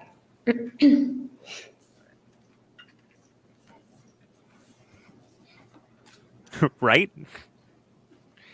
Melly's trial would be like 30 minutes long. I want to talk a little far. bit about what you know about Jodi Arias, okay? Okay. Do you remember when you first met her or would have seen her? I don't remember the exact time, but it was at, I believe it was at a church activity, a family home evening night. Okay. And family home evening, is that something that the singles ward would do also? Yes. And I think I asked you earlier about going to Travis's house for cookies and movie nights. Would those be nights like family home evening nights? They would be somewhat similar. However, the family home evening was actually sponsored by the church and was a church activity, and the other activities at Travis's house were just friends getting together. Oh, okay. Okay. So did you meet Jodi the first time you saw her? I believe so. Okay. And when you first met her, to your knowledge, were she and Travis dating? When I had spoken with her, she said that, Objection, hearsay. Did you come to find out that she was dating Travis? Objection, hearsay. Overruled. You may answer yes or no. I'm sorry, could you repeat the question? Did you come to find out that Travis and Jodi were dating when you first met Jodi? Objection, hearsay. The question includes the hearsay. Overruled. You may answer yes or no. I'm sorry, there were differing stories, so I don't know what I understood at the time. I understood they were not dating. I'm sorry. It's okay. You understood that they were not dating? Correct. Okay. Did you ever learn that they had dated? Yes. Okay. And when you saw, were there different times that you saw Jodi and Travis together? A big old Yes. sigh. Was that always in a public setting? No, there was a time or two at his home. Okay. And with those times at his home, were there other people around? Yes. About how many people? Like a small gathering or a larger gathering? It would depend. I'm sure on one occasion it was a smaller gathering, one that I can recall. Okay. And what would you include to be a smaller? How many people would you say in a smaller? 10 to 15 people. Okay. So during the times that you saw Travis and Jodi together, did you ever see Travis being affectionate with Jodi? No. Did you ever see Jodi try to be affectionate with Travis? Yes. Did you see her trying to hold his hand? Yes. And did you see Travis do things like push her aside? No. Or brush her hand aside is what I mean. I don't recall that. Okay. Did you ever see basically him not reciprocating the affection? Yes. And as an example, I guess, did you ever see like her do something like try and reach for him and him just walk away? I'm not sure of that example, but I did see her trying to, like you said, show affection, and he did not show it back. Okay. I would call that a lost puppy. And when we talk about moment. showing affection, what do you mean? What kind of things was she doing? I do remember one particular time at his house, he was trying to talk to the large group of people the smaller 10 to 15 people that were at his house, entertaining guests. And she, as he was talking to everyone, she would be all over him and hugging on him and have her arms around him while he was talking to everyone else. And he did not reciprocate that. Okay.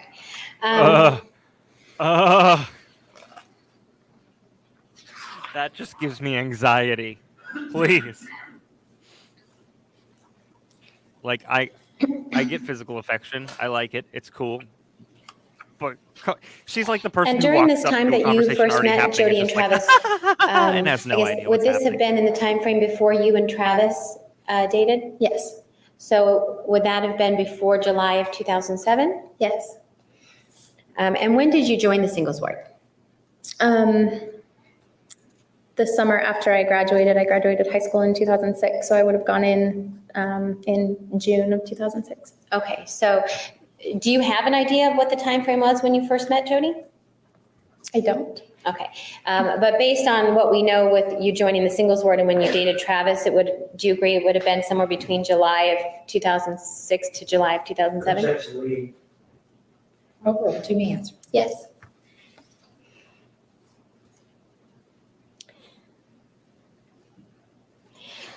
While you were dating Travis, Yeah, do it. he always professed. Objection, record foundation, which started, we broke up 3 times. Sustained. During all 3 times that you dated Travis, during this 8 months of on and off relationship, you never had sexual relations with him. In other words, intercourse, right? Correct. And did he always profess to be a virgin? Objection, hearsay, leading. Sustained.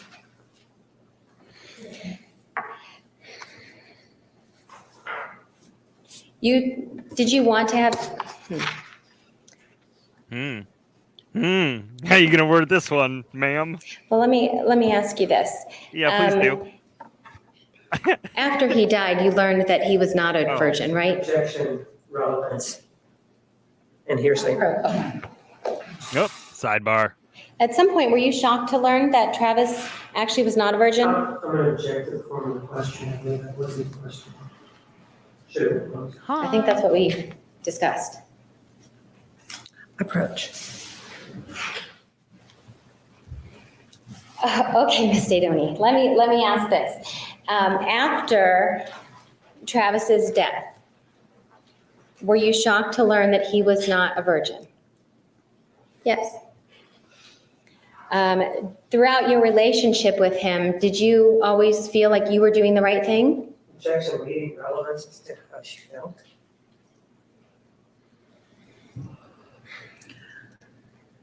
Did you follow?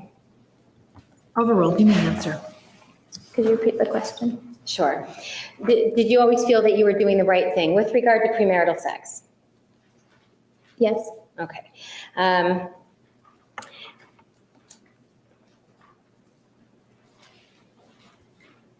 right. I want to talk to you a little bit more about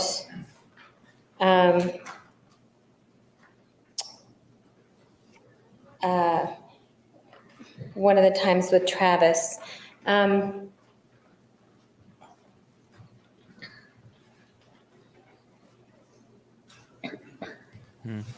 Where'd she go?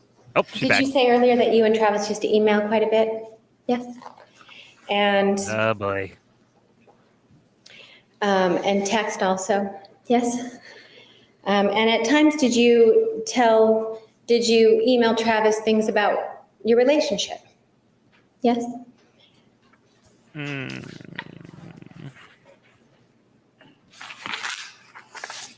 Judge Is Mayer? she gonna bring out the emails? Oh no. Can I ask you to review? Oh, don't. Can I ask you to review that? You see the email address at the top? Yes. All right, is that an email from you? Yes. And who is that email to? Right? To Travis Alexander. Do Why you see can't we the get date this at the now? top? Yes. When is that? Sunday, the 23rd of September, 2007. That part.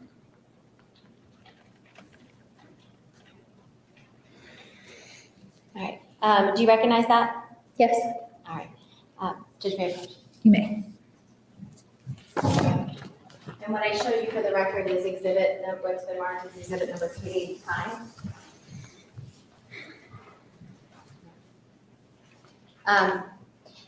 You remember writing this email? Yes. Okay. Judge, defense would move to enter exhibit number 385 into evidence. Objection, hearsay. Approach. Sidebar. Okay. All right, so I know you got to see the email just a little bit ago. I'm going to ask you some questions about that email, okay? Okay.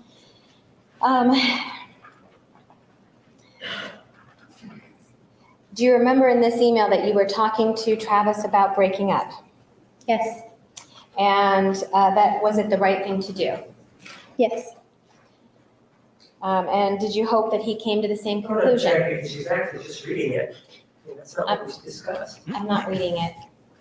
All right, complete your question. Did you hope that he came to the same conclusion? It has not been Yes. discussed.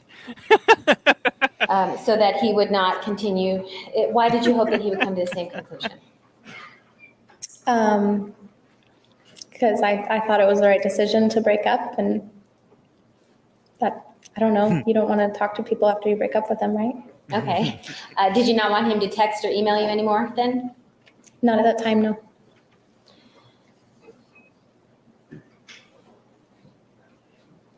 Did you talk to him about There was the way so you much felt shame starting on off her with the face. relationship, Yes. and that you started off wrong? Yes, that's in the email. Did you feel that way because But you found her. because you thought you might have tempted him to kiss? You thought that you might have tempted him to kiss you too soon. Yes. Did you talk to him about the fact that you both were making out for too long? Yes. And by making out, what do you mean? Kissing. Okay. I just want to be clear. Exactly what I And meant. did you talk to him about how each time that you made out, it progressively got worse? Yes. Did you talk to him about that when you used to make out with him in the beginning, you didn't think about sex? Yes. But eventually it would creep into your mind? Yes. Oh no. And was that something that you were not comfortable with? Correct. It's that solid Did you Welsh talk to him internet. about that you knew that sex was on his mind from the very beginning? Yes.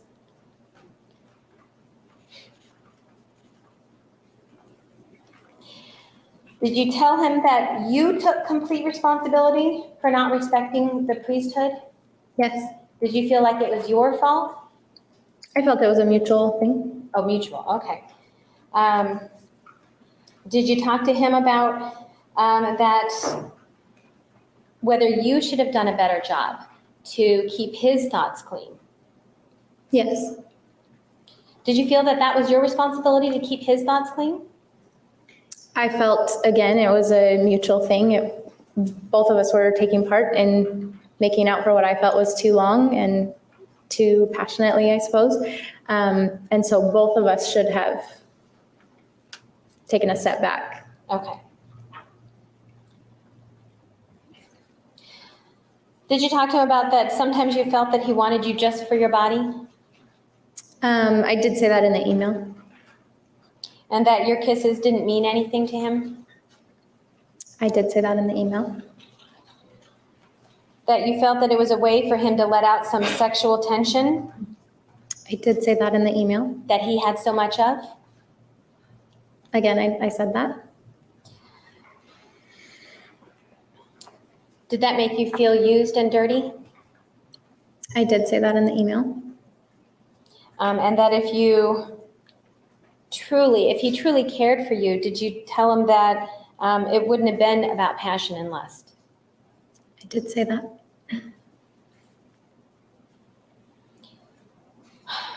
Do you remember telling him that you had previously told him to not grab your butt?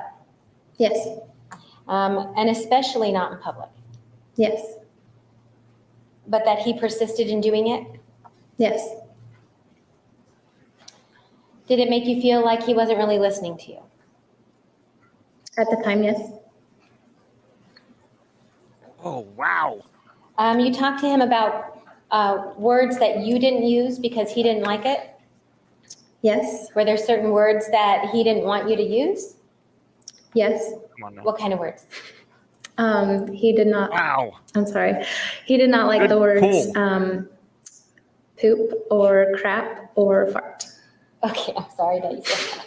I'm sorry I asked. But, okay, so he didn't like those words. And did you refrain from saying those words for him? Yes. All right.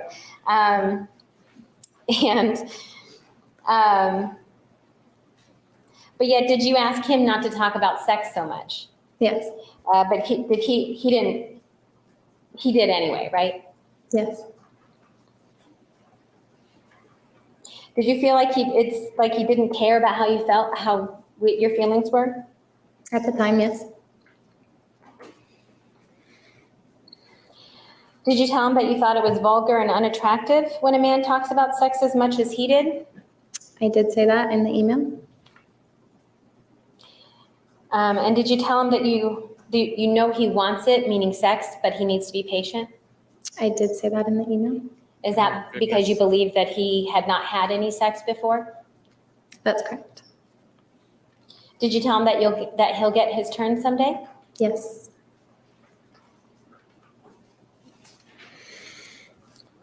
Did you tell him that there were times when you felt that he was trying to mold you to be a certain way that he wanted? Yes. She's so embarrassed. All to prove the fact that Travis, And that you felt that he was pushing you I don't know. too much to be something that he wanted you to be? Yes. I wonder Did if you feel that he didn't appreciate you for who you were at the time? I wonder if his Yes, actions and were I magnified feel because like of the this community is he was all in. coming out of context. Would his So I'm trying to actions just answer their questions the best I can, but If you, do you been need a copy considered of it? anything Would that else make it outside better? of the Yeah. community? Okay, sure. May I approach Judge? Also, as she approaches, is it just me or does Jodi have glasses on to magnify her eyes to make them look bigger? By all means. Therefore, sadder, I'm on page 2. emotional. Because she doesn't need them.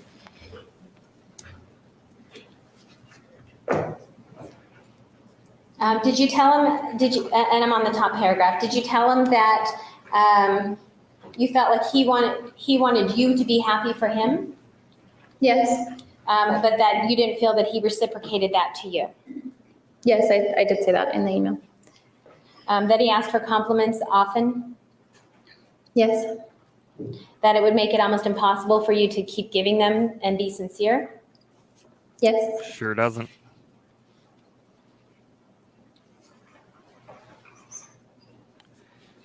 She comes out to say that she was not sure.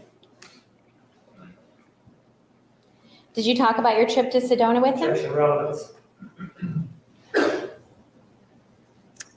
Overruled, you may answer. yes, I did.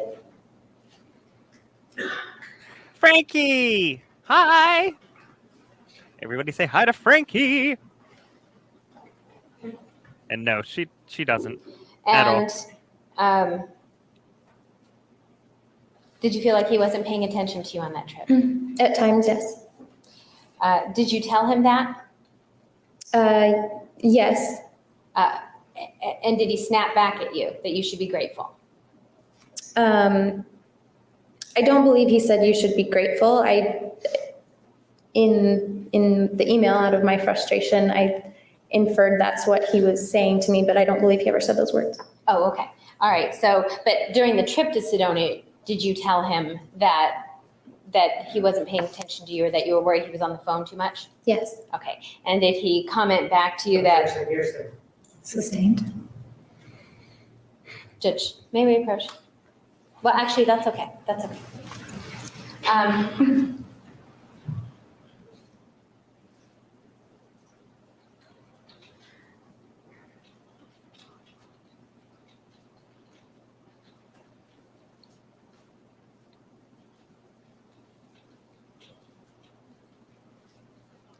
Did you talk about a time when you got home from California and he got home from Vegas? Objection, relevance. Approach. All right, and when you were talking to him about the time that you met, after you both had just gotten home from out of state, did you tell him about your concerns that you made out too intensely? yes, Did you also tell him that you thought you were part to blame for that? yes,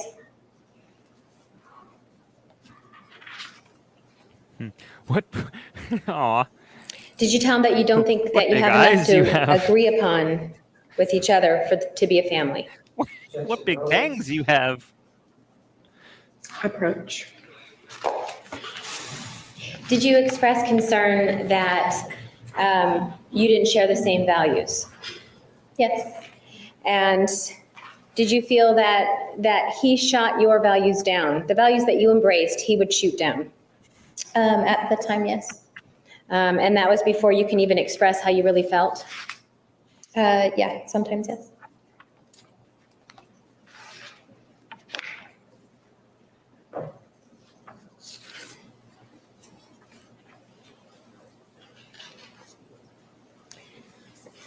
Did you tell him that it hurt your feelings when he told you that being a teacher is, if that's what you want to do with your life, but I think it sucks? Objection, relevance, hearsay.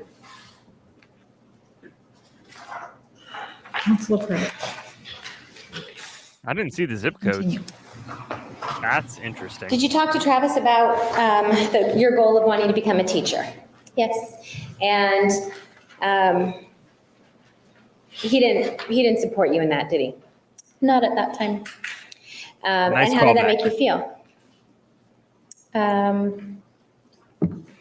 Not good.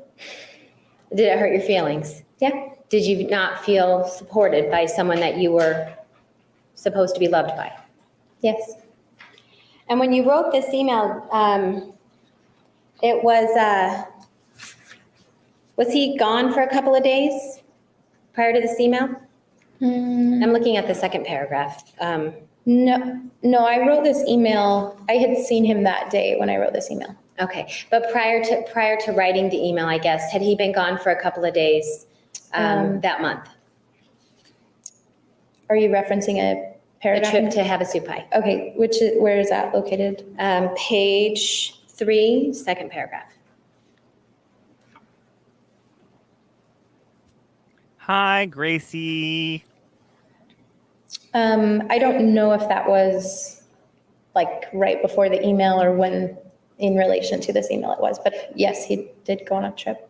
Okay, that's all I was asking. Okay. That he had been away for 4 days? Yes. Okay. And did that give you time to think, being apart from him? Yes. Did you tell him that you had been stressed out about certain things, but he didn't seem to be interested in your problems? Third paragraph. Third paragraph. Yep. Yes, I did. And did that hurt your feelings? Yes. Did you tell him that Hi, he Franco. overreacted about a lot of things? Having to do with your trip, you say? His trip? Yes, in regards to his Havasupai trip, yes. Okay, and what did you mean by that? I don't remember what happened on his trip exactly, but I think just one thing after another went wrong. I don't recall the specific instance, but something like they had car troubles and then this happened and so said, you know, something about the trip not being good or something. And so it was just a lot of snowball effect. His trip didn't go well, I suppose. Okay. And so in the email, are you telling him that you thought he was overreacting to those things going wrong with his trip? Yes. And that when he overreacted, that was not attractive to you? Yes. Oh, whoa. We're going to go back. I want you guys to look at the micro expression on Jodi's face when she says that. Watch. You know, something about the trip Watch not being good or something. her And so it lips. was just a lot of snowball effect. His trip didn't go well, I suppose. Okay. And so in the email, are you telling him that you thought he was overreacting to those things going wrong with his trip? Yes. And that when he overreacted, that was not attractive to you? Yes. So pleased. And then in bold letters, you said that he didn't tell you that Jodi went with him on that trip, right? Correct. Did you suspect it? Yes. And because you suspected, did you ask him? I don't know. I'm sorry, go ahead. No, go ahead. I was just going to say, I don't know if I asked specifically if Jodi was going, but I know I asked, oh, who's going on the trip with you? Okay. He didn't tell you Jodi. Correct. And so because he didn't tell you that Jodi was going on the trip, you trusted that she wasn't going. Correct. For some reason, Jodi feels very vulnerable Did you feel right that now. he with this intentionally whole hid it hand from of you? neck thing, and I don't That understand she was why on the she's trip? vulnerable. Yes. Did you tell him that you thought he was being selfish when he wanted to have conversations with you late at night and you were too tired to talk? Yes, I did say that at the time. Night. Don't go. Did you tell him that you thought that he was ignoring some of your phone calls? Yeah, at one instance, yes. Do you remember, was he on the trip at the time that he was ignoring your calls? Do you know what that refers to? No, it was, we were going to go on a camping trip with our singles ward, and I was with the friends that we were going to be driving up with, and he was late, and we tried calling to see what was going on, and he didn't answer phone calls. Okay. Did you talk to him about that he got upset with you because you wouldn't let him lay on you when he was car sick? When I was car sick? Yes. Yeah, You were car sick. I wasn't feeling well, and he wanted to like cuddle in the car, and I wasn't feeling well, and yeah. And did he get upset about that? Yeah. And did you tell him that you thought that his frustration was visible and immature? Yes. And did you tell him that you didn't feel that you deserved to be treated that way? Yes. And that behavior seemed to continue throughout the rest of the campout? Yes. And then it seems that, did you go over to his house on a Saturday where you actually got along? Did you talk about that? Yes, I talked about that in the email. Okay. And you felt that things were better between the two of you? Yes. That's a really good point. But then did you have some more time to think about it? Did you tell him that you had more time to think about it? Yes, I told him that in the email. Okay. Did you tell him that you were sick of hearing about Jodi Arias? Yes. And when he talked about Jodi often enough, is that when you began to suspect that he was still seeing her? Jodi's writing in her burn book right now. I don't recall when. Okay, did you tell him that you were sick of hearing about her? Yes. Okay, and then did you tell him that that's when you began to suspect? Yeah, it's quoted there in the email, yes. Okay, and that he told you nothing was going on, Yes. but something inside of you felt otherwise? Yes, and that something inside of me was actually his roommate had told me. Oh, And I had promised his roommate that I would not say anything because his roommate was afraid he might have a bad interaction with Travis at the time. Just a fight or something. okay, so you didn't want to give up the roommate, that's how you knew? Yeah, okay. The burn book with the putt pencil. Were you upset telling him that what woman would hold on so long without any sense of reassurance? Yes. Were you talking about Jodi? I think I was talking about both of us. Oh, okay. And did you tell him that if he really cared about you, that he would tell Jodi to back off? Yes. And regardless of their past? Yes. Did you tell him that you feel you can't trust him anymore? Yes, at that time I did say that. They might as well have just done a dramatic reading. And that you felt that at this point that your relationship could go no further? Yes. Did you tell him that to please not to respond? Yes. Did you tell him that you felt cheated and lied to? Yes. And did you tell him that you didn't wish to hear anything more? Yes. Now, this was in September of 2007, right? Yes. But when did you actually have the final breakup between you and Travis?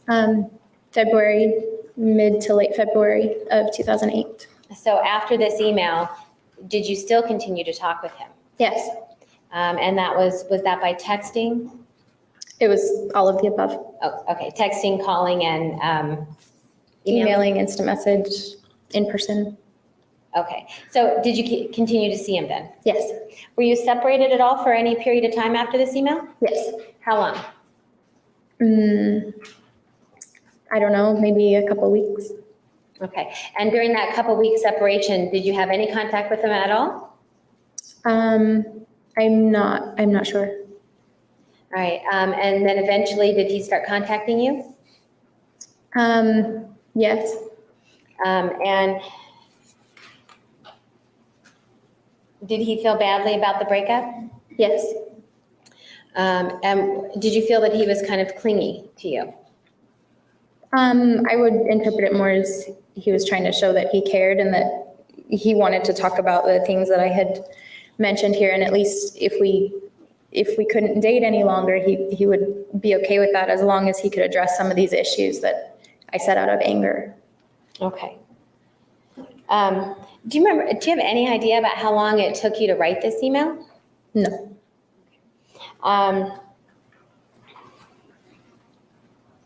And after you sent this email, did you contact him at all the next day or anything like that? I'm not sure. I don't think so. Okay. Did you ever contact him shortly after this email to say, I'm sorry, I take it all back? No. Okay. But when we had spoken about it, I felt these issues were all resolved. Okay. And so once you felt the issues were resolved, is that when you started dating again? Yes. And it was about a couple of weeks? Yeah, something like that. Okay. And so I guess based on the timing of this email, then we would be into what, October or November? That you started dating again? Probably October. Okay.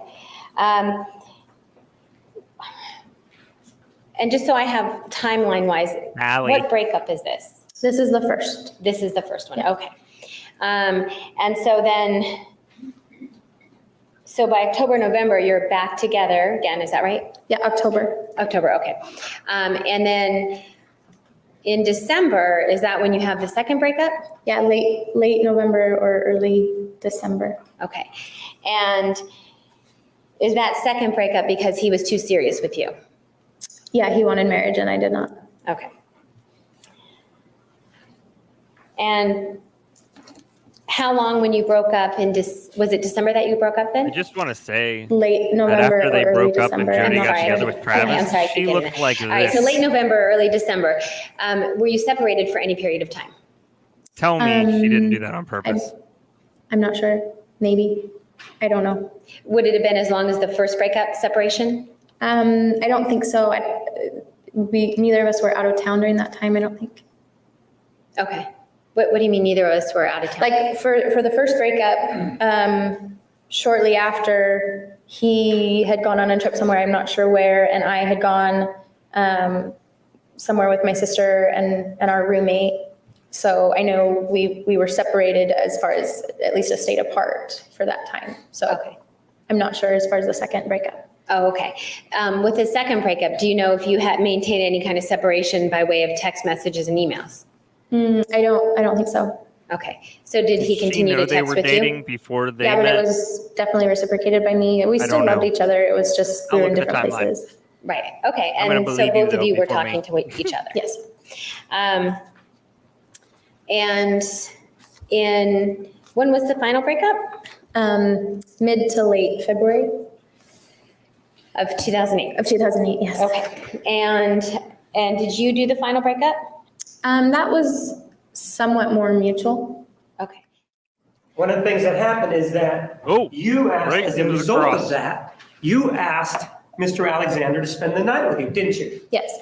And he in fact did spend the night with you, didn't he? Yes.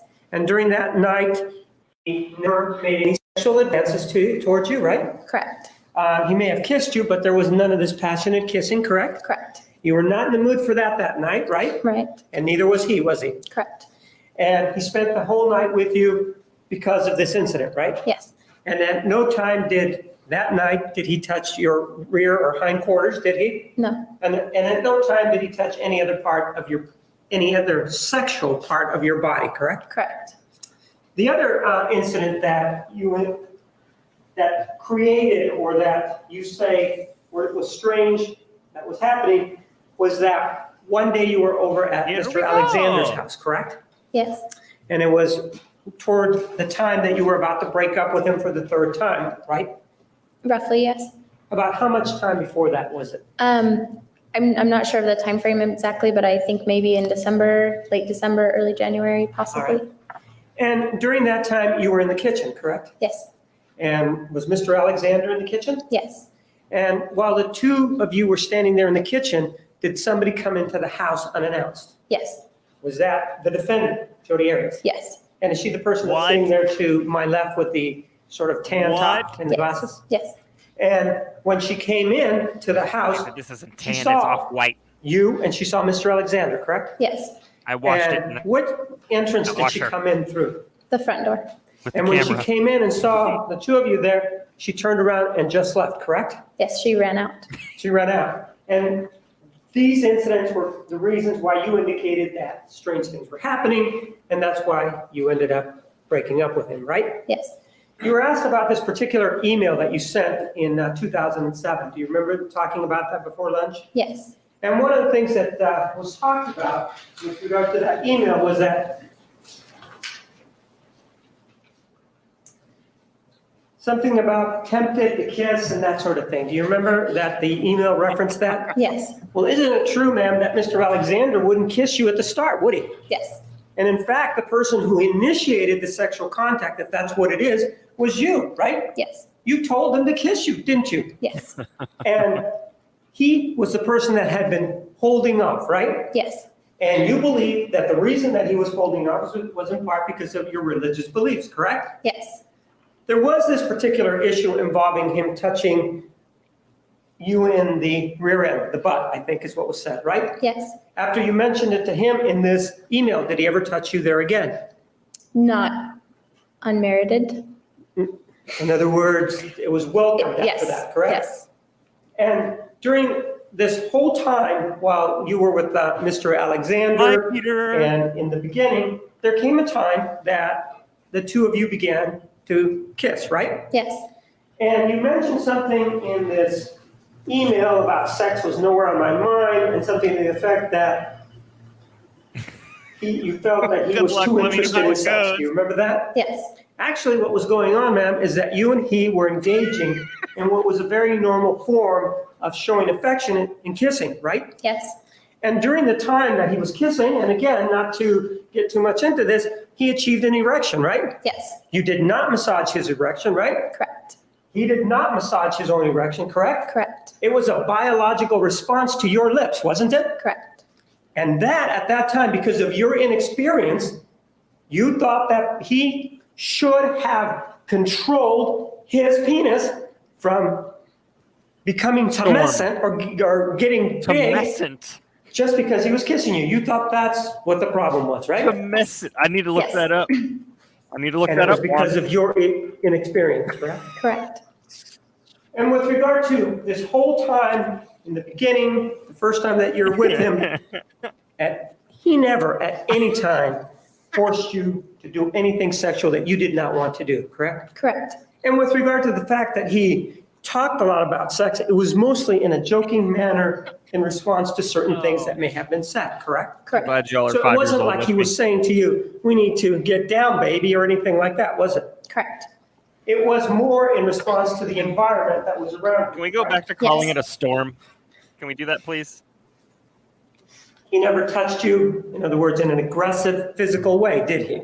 no, he did not, And during the second time that you were together with him, the issues that are addressed in the email, were they partially addressed? In other words, did he begin to pay more attention to you? yes, And did he begin to be, in other words, caring of how you felt? yes, And in fact, you indicated that he was the one that wanted to get married, right? yes, And at that time, he was doing everything he could to conform to what you wanted, correct? yes, It wasn't the other way around, that you were doing what he wanted. Now, he was doing what you wanted, correct? yes, And at times, when things would come up, he would and I'm talking about a sexual fashion, he was the one that actually would stop because he was afraid that you would be adversely affected in that area, correct? Speculation, knowledge. Sustained. With regard to certain times while you guys were involved, did there come a time when he stopped and you wanted him to go a little bit forward? yes, So he was the one at some point that was stopping, right? yes, Without telling what it was, he gave you a reason, right? yeah, And it was a valid reason to you, wasn't it? yes, And the same thing during the third time that you got together with him, during that time. At no time did he foist himself upon you sexually, did he? no, he did not, Voice. If he kissed you, it was something that was welcomed by you, This correct? man correct, is a And if walking you kissed him, it was thesaurus. something that was welcomed by him, right? yes, Did you, when you were in Foist. public with him, was it a situation where you were glomming onto him, grabbing onto him, hugging him, all of that stuff? Is that what you were doing in public or not? no, When you describe what the defendant was doing, is that what she was doing when he's speaking with these other individuals? yes, He was having a conversation with other people at that time, right? yes, And he was engaged in talking whatever it was, correct? yes, And they were watching, right? yeah, And she came up on him and just started to sort of put herself on him in what appears to be a socially inappropriate manner, right? yes, And that would be your assessment of that situation, right? yes, And even when you broke up with him these other times, the first 2 times, did he ever scream at you that he was upset that you'd broken up with him? No, But he did want you back, didn't he? yes, My understanding or viewing of what was going on, it appears like it was a situation more of, and I understand that he was older, but a couple of high schoolers going back and forth with each other. Would you have qualms if I characterized it that way? no, that's exactly what it was. And as part of being in this high school relationship, you had very strong feelings, didn't you? Yes, And you expressed them sometime in a somewhat immature fashion, didn't you? yes, And one of them was sending him this email, wasn't it? absolutely, And that's why you kept saying at that time, that's how you felt, right? yes. And in retrospect, do you think that perhaps some of the comments that you made were a little unfair to him? Yes, And ma'am, with regard to everything that he did to you, and how you feel, and how you know of the circumstances and the situation that you were in, with regard to Exhibit 205, do you think in your mind, because you were the one that was experiencing, do you think that, what is, do you? Objection to that being shown, Judge, that is completely irrelevant, and it's quite frankly. Okay, council approach, Sidebar. continue. Sir, ma'am, with regard to, Jodi? you were being asked about how you were aggrieved about the fact that he may have been cheating with the defendant. Do you remember about that? yes. And you were asked about, how many times he had been cheating, correct? I'm not, You were asked about that, Okay. right? And that was part of the breakup, right? yes, Do you think that it is appropriate, given everything that they claim that he put you through, do you think that it is appropriate to take a knife and slash somebody's throat? Objection, relevance. Relevance, and it goes with her opinion is not. You may approach. One of the things that you were asked about was Mr. Alexander's virginity. Do you remember that? yes, And you were asked about whether or not Apparently, you had a just like belief about Travis, his virginity. I don't and a belief understand. about his virginity afterwards, right? yes, So And much these anger and issue frustration. about his virginity was something that you and he discussed, correct? yes, And with regard to the issue of virginity, that was something that was discussed by somebody else after this particular murder happened, right? Objection as to the name. I'll have a cheeseburger. I didn't hear your objection. Objection as to him referring to it as murder. Is there a- Even she was I'll like, say killing. Rephrase. And you had some conversations with some people involving his virginity after the killing, right? yes, And with regard to whether he was or he wasn't a virgin, throughout this whole time that you were with him, did he, aside from certain items when he wanted to make out with you, that sort of thing, did he treat you with dignity and respect throughout this whole thing? yes, At any time, did he touch you by hitting you inappropriately? no, And the person who started this kissing thing was you, right? yes, I don't have anything else. Redirect. Ms. Downing, I know that the initial time that you and Travis both started pissing, you're saying that you initiated that. Is that yes, true? Okay, but you and Travis kissed more than once, yes, many times, right? yes, And according to your email, there were many times that you were making out very passionately. yes, And those were the times that you started to feel uncomfortable, right? Objection, leading. Sustained. Did you feel uncomfortable during those times? early on because of my inexperience. I was 19, Okay, you were 19 and he was 29 or 30? yes, does it help that Juan is 5'7"? Everybody, does it help? He's so During one of angry. those times, you said that he achieved There's an nothing wrong with being erection. 5'7". yes, And is that what made you uncomfortable? yes, So much anger. And once he had an erection, he didn't stop, did he? Stop kissing you. no, When the initial breakup you said was because you found out he was cheating, right? yes, And when you got back together with him, did you believe that he had stopped cheating? actually, I got back together with him because I understood that he had not cheated and I had gotten faulty information. Oh, okay. The faulty information you said came from his roommate? Yes, And so Mr. Alexander said that it was faulty information? Objection, leading. I'm sorry, what you're saying. Sustained. So you believe Objection, all the things. that the roommate wasn't telling you the truth? Yes, Okay, and is that why you got back together with Mr. Alexander? yes. But in reality, did you know that at the same time he was dating you, he was sleeping with Miss Arias? I did not know that. Did you know that at the time after you finished dating him? No.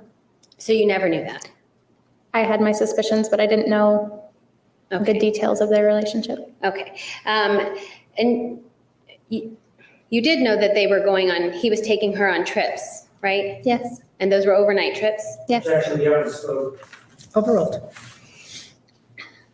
All right, and during one of the times that, you said one time, you were asked the question about being over at Travis's house when Jodi came over? Yes, You said that, did Jodi come through the front door? yes, And she walked right in, did she walk right into the house? yes, And once she saw you, is that when she turned and she ran back out? yes, And after she ran out, Travis was with you too, right? yes. And after Mr. Arias ran out, did Travis run after her? Yes, And Travis was gone for at least a few minutes, wasn't he? yes. And you don't know what happened or what Travis said to Miss Arias, right? No. I do know she had gotten in her car very quickly though and had gotten away. Okay. But you don't know, Travis was gone for at least a couple of minutes, right? In other words, he didn't Right. just run to the door and then come Right. back. All right, so he ran outside. Yes, Okay. So in other words, he must have felt it important to chase her. Objection, speculation. Sustained.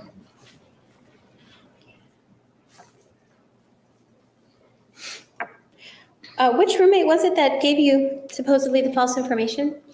John Hepworth. Okay. Called out.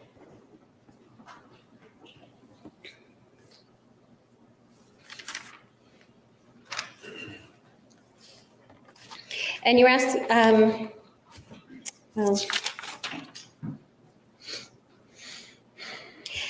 after you broke up with Travis, did you date anybody else? Objection, the evidence spoke. Relevance.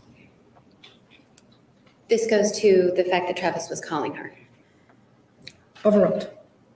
Were you dating anybody else when Travis was calling you? Yes, Okay, and that was after you had broken up with Travis? yes. And is that part of the reason why you didn't want to answer the phone, answer his calls? Not really. Okay, all right, but you did not want to answer his calls, right? Right. All right, and you said that you were asked questions about believing that Travis was a virgin? Yes, Okay.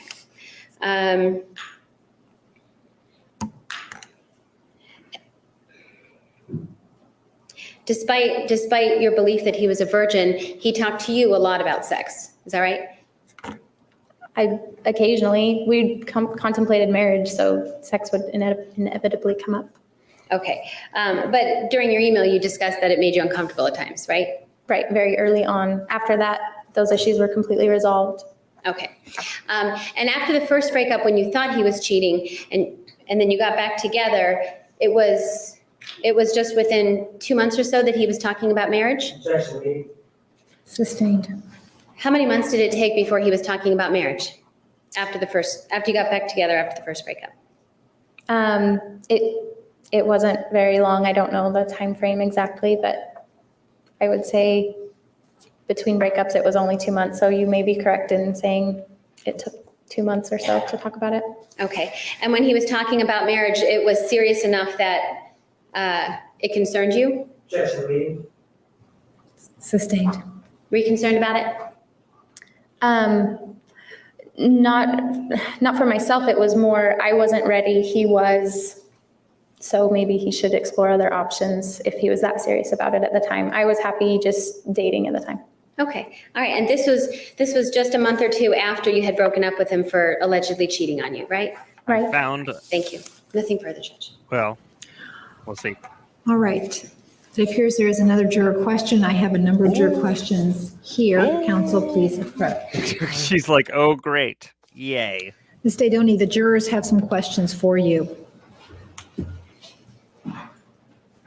Did someone tell you that Travis was texting and calling Jodi and another female?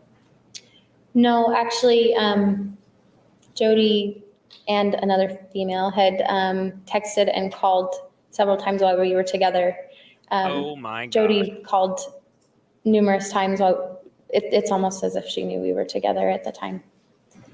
Did you know this before She you was started watching, dating probably. Travis the second time? Yes, I was aware of the calls and the texts Oh, all the time.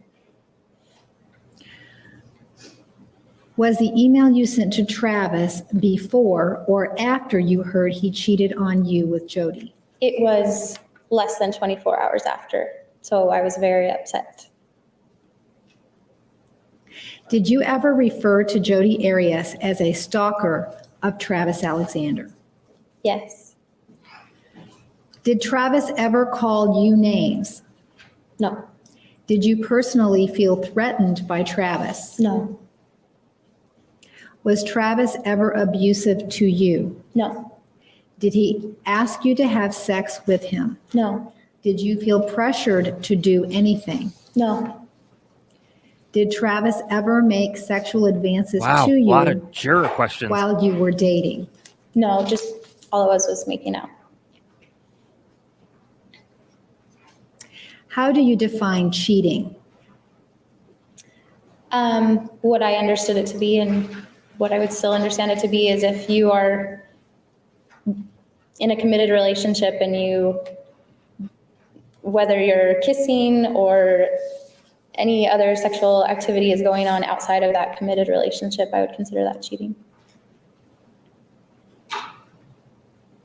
If you were shocked to hear Travis was a virgin, why did you break up with him after you found out he was cheating on you? It's I'm sorry, probably could because you they're read that one written in the Yes. handwriting of the If jurors. you were shocked to hear Travis was a virgin, why did you break up with him after you found out he was cheating on you? No, I believed him to be a virgin.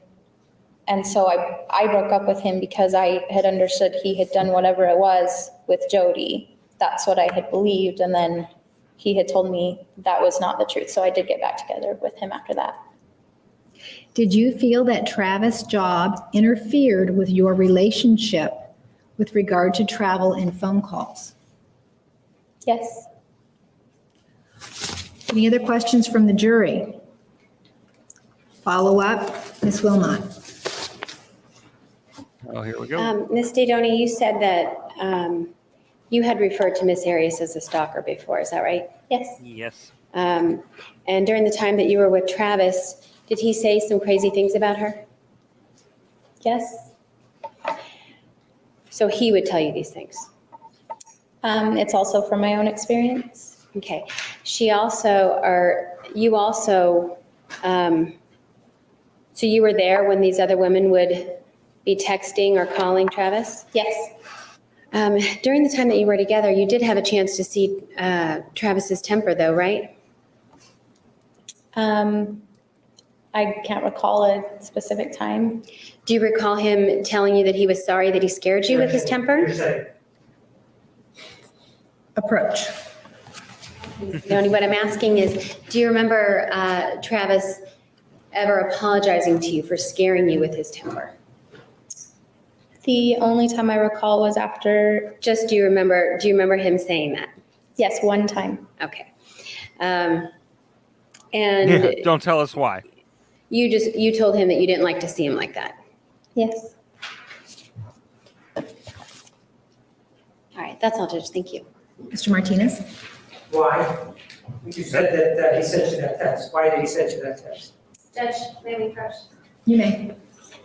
No. Why? The afternoon Why do you have recess to at this approach? time. Please be back in the designated area at 3:25. Please remember the admonition, you are excused. Seated, the record will show the jury has left the courtroom. Mr. Martinez, you may continue. Ma'am, why did Mr. Alexander send you that text? Oh, they're doing this outside of the. Is that something strange had happened and That's strange. You can tell us Kinda- it's strange. is that, You may. okay. I'm going to object. Right, he's not, Why? that's not his witness, so I don't believe it. Well, Judge, I'm objecting. Oh. Did you all see the court reporter? Oh, wait, we're going to go back.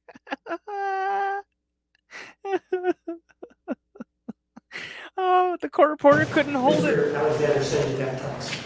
Wait for it. It was one of the nights that something strange had happened and That's strange. You can tell it's Kinda- strange. is that, you may, okay. I'm gonna object. He's not, that's not his witness, so I It's the first time. It's the first time he's made a face.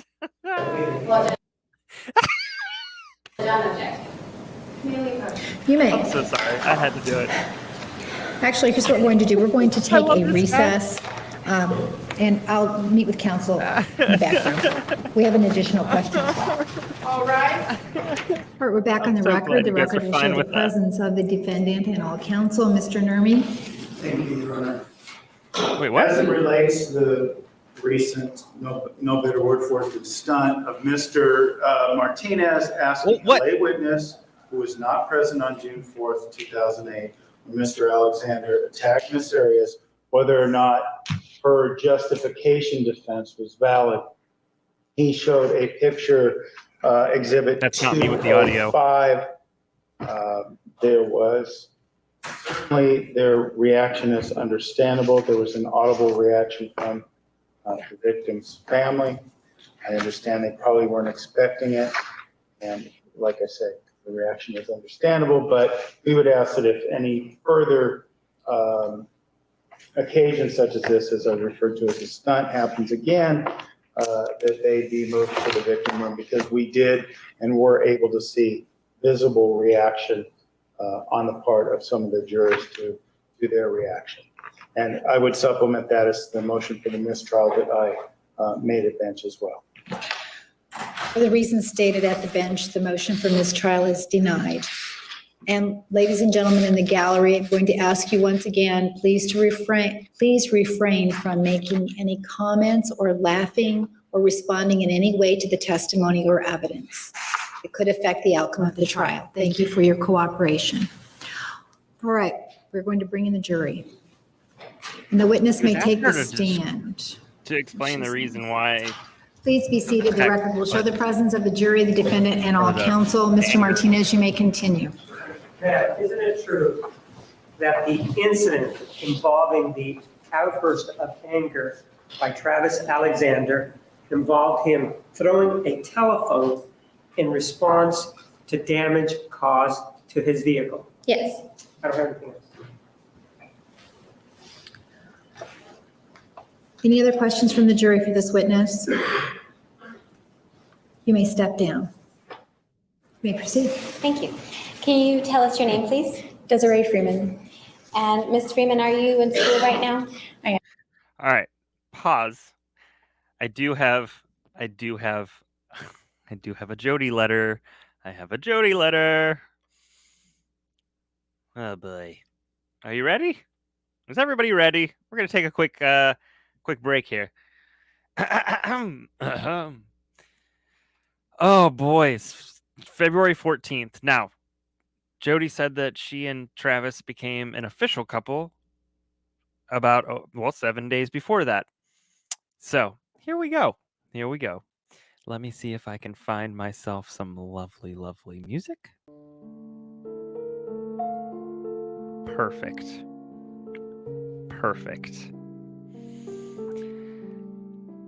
Travis! I'm not going to do that. I'm so sorry that the last few days have been so frustrating for you. I wish I could have offered you more consolation over the phone. I guess I was just a little bit of a loss for words, and perhaps a little bit intimidated, not necessarily because of how angry you were, but because I wasn't sure how you would react to me trying to comfort you.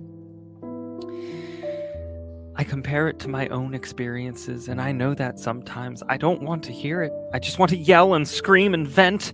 Yes, I do on very rare occasions, and go through the motions until the situation plays itself out. Other times, I need comforting and to be told that every is okay. I'm reading this how it's written.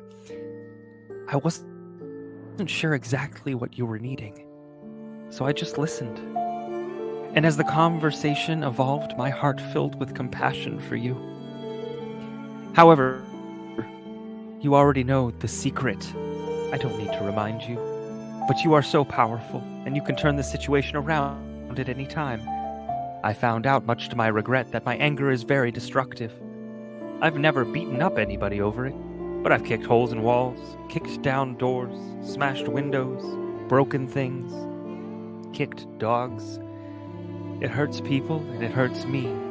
It lowers my vibration and attracts unwanted lower vibrational situation and people into my life. So I strive every day to be the bigger person and a living example, and choose the right and see everything through a filter of love, but it doesn't always work that way. I mess up. Sometimes I forget who I am, but I will never stop striving to be Christ-like as much as I possibly can. This morning I woke up feeling awful. I called Daryl. That Daryl. Only because I had to give him the phone number to our mortgage lender, and he said, "Hey, I was just gonna call you. Any change in your situation?" And that's all he had to say. I lost it. I think that means missing a small piece of the actual letter. Blah, blah, blah, blah, blah, blank, blank, blank, house, which is quickly spreading like cancer throughout other areas of my finances, and probably his, too. And I don't want to focus on that, therefore I haven't wanted to talk to Daryl lately. Maybe you don't need to know any of this, but I guess I'm telling you so you know it hasn't been a great day for me either. But there is one cool part to that story. After we hung up, sorry, I'm blocking it. After we hung up, I continued to cry for a few minutes. I was still in bed, still in my pajamas, feeling miserable and hopeless. And then suddenly a thought of you popped into my mind. It took me a second, really, only 1 second, and I ceased to cry, and I began to feel wonderful. I think I probably smiled. I remembered talking to you last night. I remember your stirring voice. I remembered how freaking lucky I am that you are in my life. I think that those thoughts are literally what motivated me to get out of bed this morning and face the day. And although it hasn't been the best day that I've had this week, it can only mean that it gets better from here.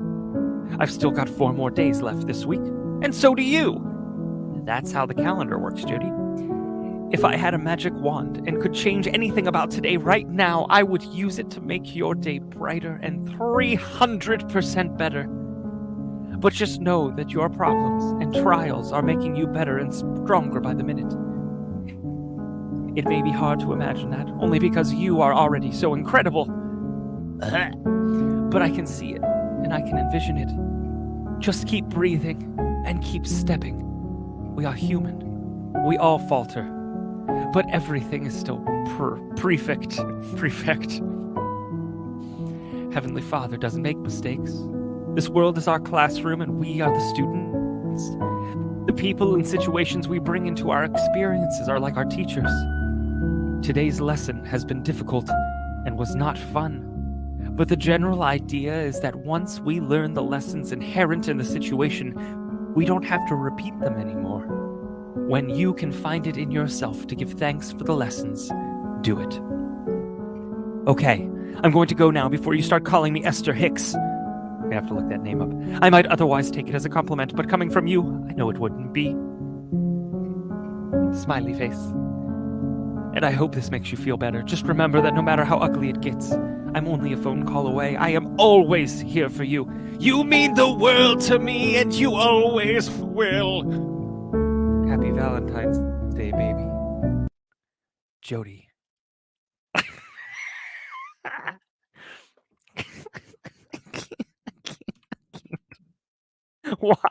Why is this a thing? I literally just found the mother load. All right, so we can move on, or I can do another one. I'm gonna leave it to you.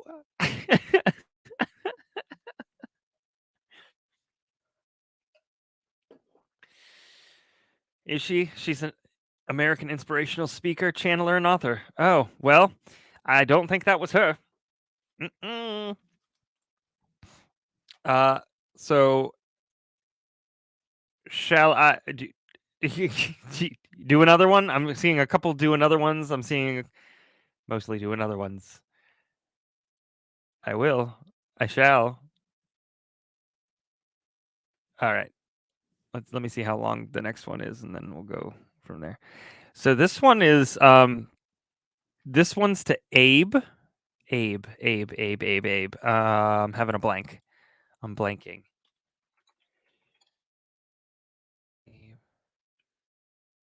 Oh yeah, this is Abe Abdelhadi, the person from the misconduct portion of the trial. This was 2/18/2007, a day later. All right.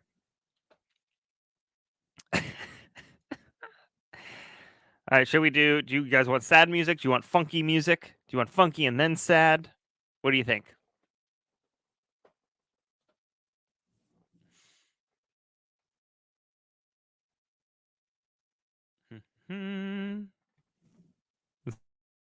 Same music that's going on? We want wig. This is what I do. This is what I do. I do it for you. Oh, no.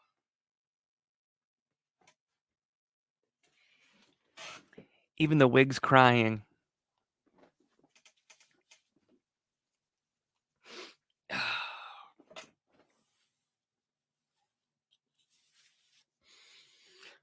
All right. I'm seeing wig and sad, wig and funky. Here, this is what we're gonna do. We'll do sad, and then we'll move into funky. Oh boy! If only my coworkers could see me. You are correct. Here we go. All right, sad into funky. We'll go back to. Let's see. Is this sad? Yeah, that'll do it. All right, here we go. Hi, Abe. I'm writing you for a few reasons. Let me get the more trivial ones out of the way first. I've tried reaching you by phone during the week without any luck. Probably because I've been calling at ridiculous hours of the night after I'm off work. Like the last 3 months, I find myself near the end of the billing cycle of my cell phone, out of minutes, and paying through the teeth to talk on the phone during the daylight hours. But I digress. The reason I've been trying to reach you is to let you know that I was listening to the online version of Never Before, Never Again at freedomvideos.com. I don't sponsor them. They're not. Okay.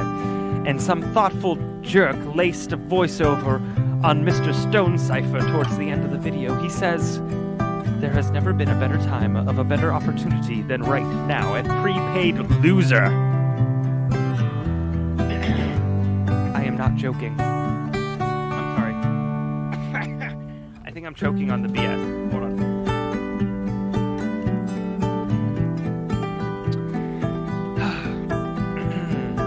Where are we? That's what you hear. If you want to hear it for yourself, go to the video. It's about 11 minutes and 45 seconds into it. Just thought I would make you aware of that since you use that on occasion for your prospects. The other, and more important reason that I am writing you is regarding our friendship. You have been a wonderful source of information on many levels, and I appreciate your insight and perspectives. I'm glad that we met. And I'm glad we are friends. But after considering a few aspects of our friendship, such as the conversation we had the other night, revisiting the dream you had, to the hug we exchanged at the last APT in Anaheim, I think we should rethink our conduct towards each other. I know that between you and me, those things are simply gestures of a functioning friendship between a couple of single individuals. Up until recently, I considered myself single, and I would never have considered it to be inappropriate or given it a second thought. Although I'm not married, and I'm not Travis's girlfriend, from now going forward I feel that you and I should keep a friendly distance. I'm certainly not suggesting that we ignore each other, but even something as simple as a hug can be misconstrued as something it is not. You and I, and everyone are hugging everyone else in this business. We are like a big family. So it may seem somewhat like a foreign request on my part, but you're a pretty savvy guy, so I know you'll understand. Pause for a second. I'm not Travis's girlfriend. Stated on 2/18. She said she was official with Travis on the 2nd of February 2007 and sent that email on February 14th. And 4 days later, this. Let's continue on, shall we? I'm aware that you like me, and you've made that pretty clear. I'm flattered by that. I hesitate to tell you all this only because I am reminded of the stories you've shared with me about women taking it the wrong way, like when you prospect them, for example. Your internal dialogue is less than friendly. Look, lady, I didn't ask and I'm not interested in you anyway. So in considering that, please know I'm not assuming that you're still pursuing me or that you see me as some kind of prize that you're striving for. We rarely talk outside of PPL events, and I'm fully aware that you have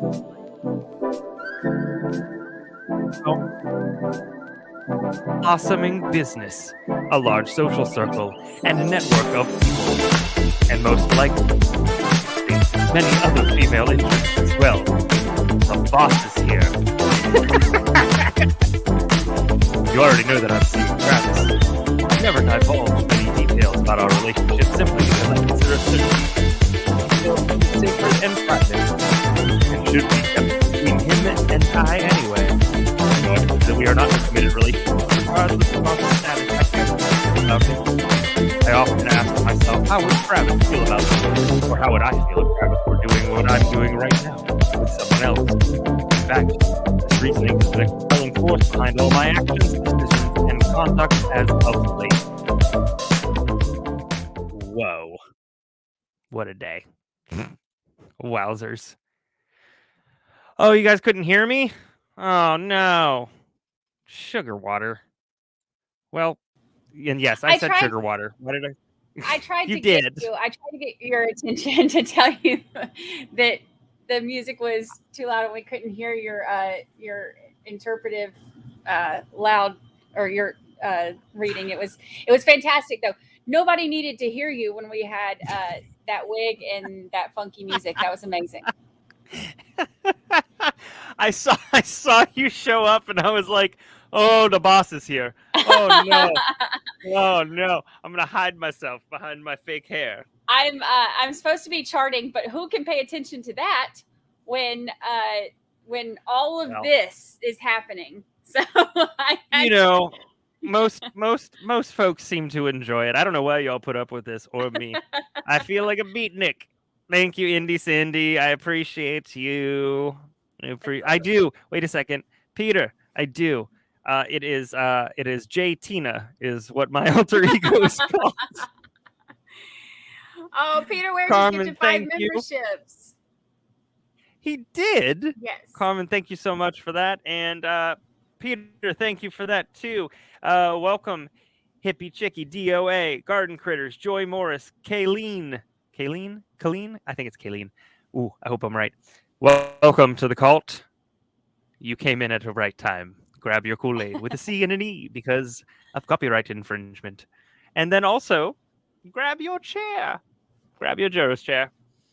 Oh, all right, man. I'm going back. Thanks, I'm Peter. getting back to work, but I had to pop in and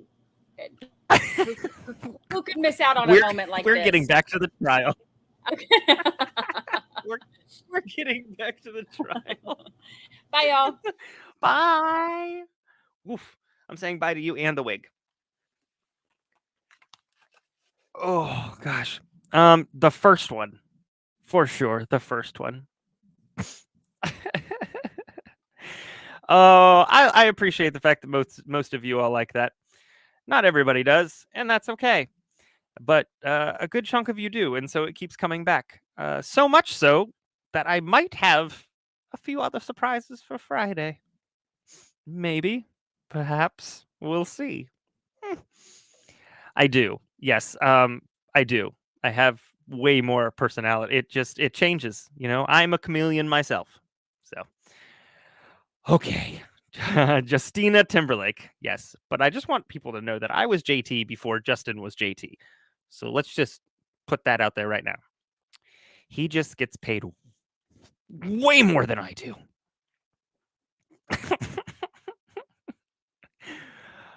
Peter, my wig name is J-Tina. For now, I guess. All right, we're getting back.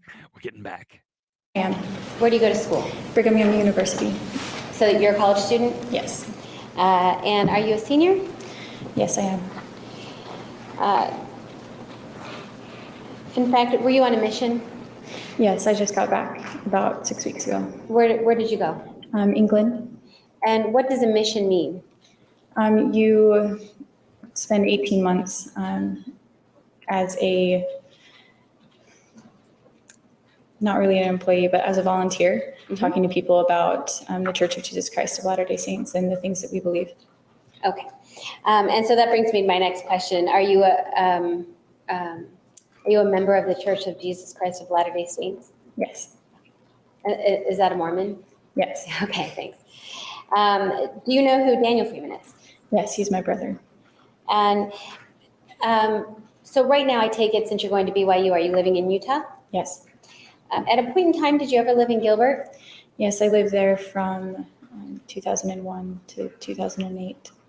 You know, I'm going to ask you to just speak up a little bit. Okay. I'm having a little trouble hearing you. Or you can move that, I think that mic might move a little bit.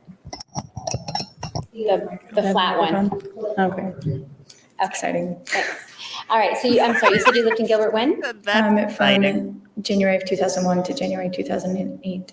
All right, and January of 2008, is that when you left for your mission? No, that's when I moved to Utah to go to Brigham Young University. When you started at BYU, okay. When you lived in Gilbert, did you belong to a church? Yes.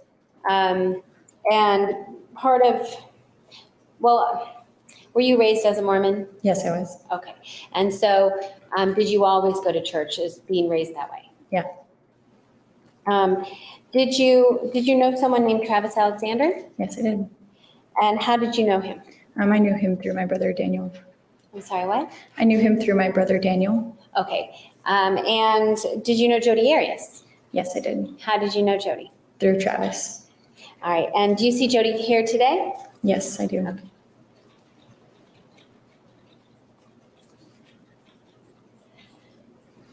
And is your brother older than you? Is your brother older than you? Yes, he is. Okay. All right. And so you met Jodi and Travis through your brother? Yes. All right. And did you all go to the same church activities? Yeah, we did. Is that a yes? Yes, it is. All right. Were there times that you would hang out with Jodi and Travis? Yeah. And your brother also? Yes. So did you hang out with as the four of you together? Yeah, we did. And were there times when you would hang out, you would have Jodi and Travis would be there, but there would be more than just you and your brother present also? Yes. And during what time period are we talking? When did this happen? From the beginning of 2007 until I left in the beginning of 2008. Okay, so for about a year? About a year, yeah. And the times that you would see or hang out, I guess, with your brother and Jodi and Travis, how often did that happen? Where it was just the four of us happened a few times throughout that year. Okay. And what about how often did it happen when you would be in a larger group? That I would say probably about every few weeks or so. Okay. And when you would hang out in a larger group, was that part of church activities? Sometimes it was, sometimes it was other activities. Okay. Besides these times that you hung out together, did you also take a trip with where Jodi and Travis were there? Yes. Did you go to Havasupai? Yes, we did. And where else did you go? We also went to Sedona and the Grand Canyon. Okay. When the four of you would hang out together, what kinds of things did you typically do? Let's see. Mostly I would say it was just travel, like traveling or watching a movie or something. Traveling or watching a movie? Yeah. Okay. As far as I can recollect. I know it's several years ago. Yeah. All right. Did you have a chance to see or observe Travis and Jodi together when it was just the four of you, either on trips or just hanging out watching movies? Yes, And how did Travis treat Jodi when it was just the four of you? I'm very well. And what do you mean by very well? What did he do? They just seemed happy to be with each other, like very cuddly and very much a couple. Was he affectionate with her? Yes, And was she affectionate with him? yes. Did Travis ever seem to be clingy to Jodi? Yeah, he was always seemingly very, very happy to be with her whenever they were together. Okay. And did you ever have a chance to see them? Well, you talked about when you would all hang out, but they would be in a larger group setting. Yeah. Is that right? When they were in a larger group setting, how did Travis treat Jodi? When they were dating, it was about the same, like spent a lot of time together, but he would also talk to a lot of other people. And then after they weren't dating anymore, they didn't spend that much time together, and he talked to a lot of other people. Okay, and after they weren't dating anymore, was that, to put a time frame in your mind, was that after the trip to the Grand Canyon in Sedona? Yes, Okay, so before the trip to Grand Canyon in Sedona, is that when they were dating? yes, All right. And so when they were dating, you said that he would talk to her and hang out with her in larger group settings? yes. And then after this trip, after they broke up, which is sometime after Grand Canyon Sedona, did he ignore her? Not that I saw. Okay. But were they together in these larger group settings? Did they talk very often to each other then? No, it was more that she was just someone in the background.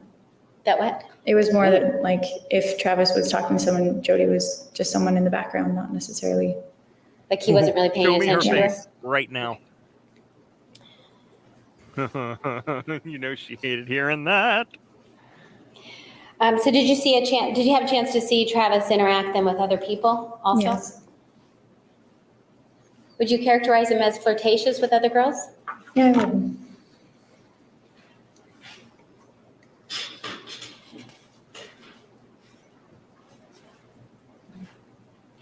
I want to talk to you about a little bit more about the trips. Okay. Do you remember when Grand Canyon and Sedona, when that trip was? I think it was in the summertime, around June or so, Okay, after I June, graduated. after you graduated, June of 2007, is that the year? Yes. Okay. And who went on that trip? Jodi, Travis, my brother, and I. So just the four of you? Mm-hmm. Is that a yes? Yes, sorry. And how did Travis and Jodi get along during that trip? Very, very well. Was Travis affectionate with Jodi Yes. and vice versa? Mm-hmm. Is that a yes? Yes. And the other trip was to where? Havasupai. All right, and when was that? That was 13th of September to the 15th of September of 2007. And why do you remember those dates? Because the 14th was my birthday. Okay, so is that how the dates stick out in your memory? Yes. All right, and who went to Havasupai? Just the four of us again. Just Travis, Jodi, my brother, and I. All right, and was this, so this was this trip after the trip to the Grand Canyon? Yes. So would this have been after they broke up? Yes. And anybody else go or just the four of you? Just the four of us. And during that time when it was just the four of you, how did Travis treat Jodi? Just like they were when they previously were dating. Good No night. change. So did they act like they were dating? Yes. Did they act to you? Did it seem like they were together? Yes. In September of 2007, did you know whether or not Travis was dating somebody else? Yeah, I thought he was. I thought he was dating Lisa. Lisa? Do you know Lisa's last name? No. Okay. So Did you find that odd that Travis brought Jodi? Objection of relevance. Sustained.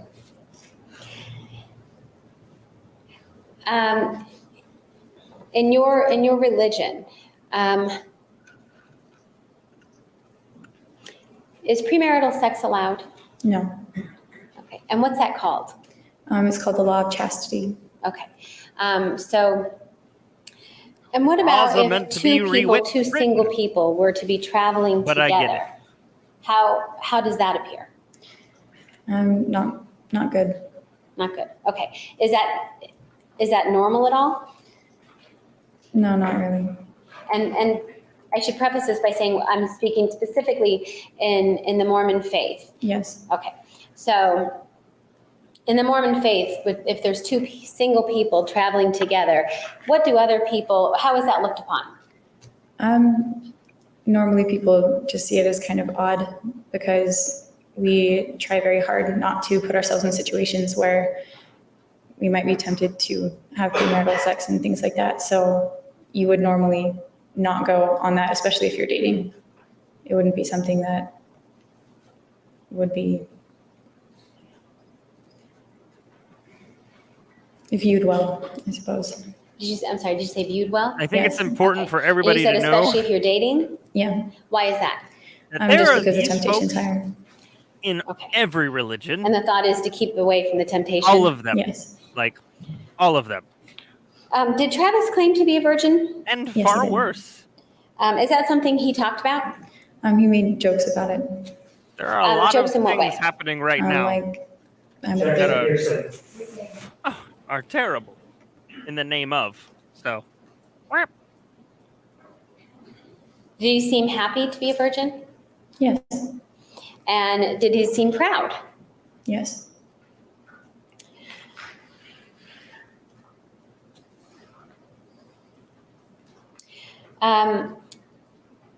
Going back a little bit to Havasupai, to the trip to Havasupai, was this an overnight trip? Yes, Do you remember? Oh, well, you said from the 13th to the 15th, right? yeah, Okay, sorry. So that would be 2 nights? yes. And during this trip,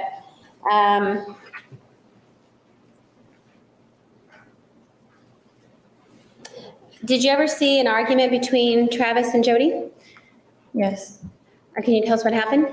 We were in the car and we were driving to Havasupai. And somewhere along the way, Jodi wanted to stop and take some pictures. So she got out and took some pictures. And when she came to get back in the car, Travis drove off a little bit and made it so she couldn't get in the car. Travis was driving a little, as a joke, you mean? Yeah, as a joke. And then he stopped and she got in. And when Jodi got in, the car, did she say something like that wasn't funny? yes, Objection hearsay. Overruled. I'm sorry, you said what? yes, She did say that? yes. Okay. And how did Travis respond to that? His response was Objection very, hearsay. Without telling me what Travis said, how did he respond? his response was just very stark, I would say. It seemed, Wait, I'm sorry, I couldn't hear what you said. It was very what? I can't really find the best word, stark, but it seemed a little over the top for the encounter. Okay. Did he raise his voice?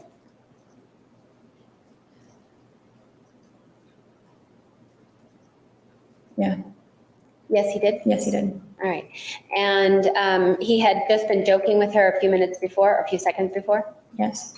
How did you feel about his response? Objection of relevance.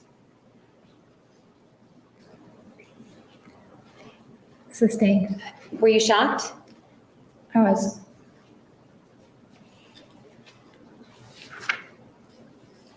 And after his over-the-top reaction, did Jodi respond at all to him? No. Objection is characterizing the response. Listen to the Rephrase.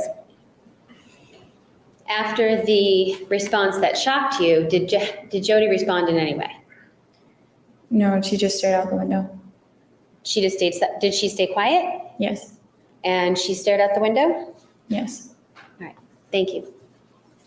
That's all for now, Judge. Cross-examination. With regard to this issue of premarital sex, you indicated it was not allowed by the Mormon church, right? Yes, And premarital sex He has a tiny involves little notebook. participating Look in at that black passionate notebook. kissing, right? yes, It also involves lying on top of another person, right? yes, It also involves touching the private parts of another person's body, right? It's literally Yes. reading from It a also book. involves touching the sacred parts of another person's body, right? yes, He's literally reading from a pamphlet. And this issue about touching can be gosh. with, is prohibited with or without clothing, correct? yes, And this sexual issue in the Mormon church teaches that the parties or the two people are not to do anything that arouses sexual feelings, right? yes, And they are not to arouse the emotions of your own body, right? yes,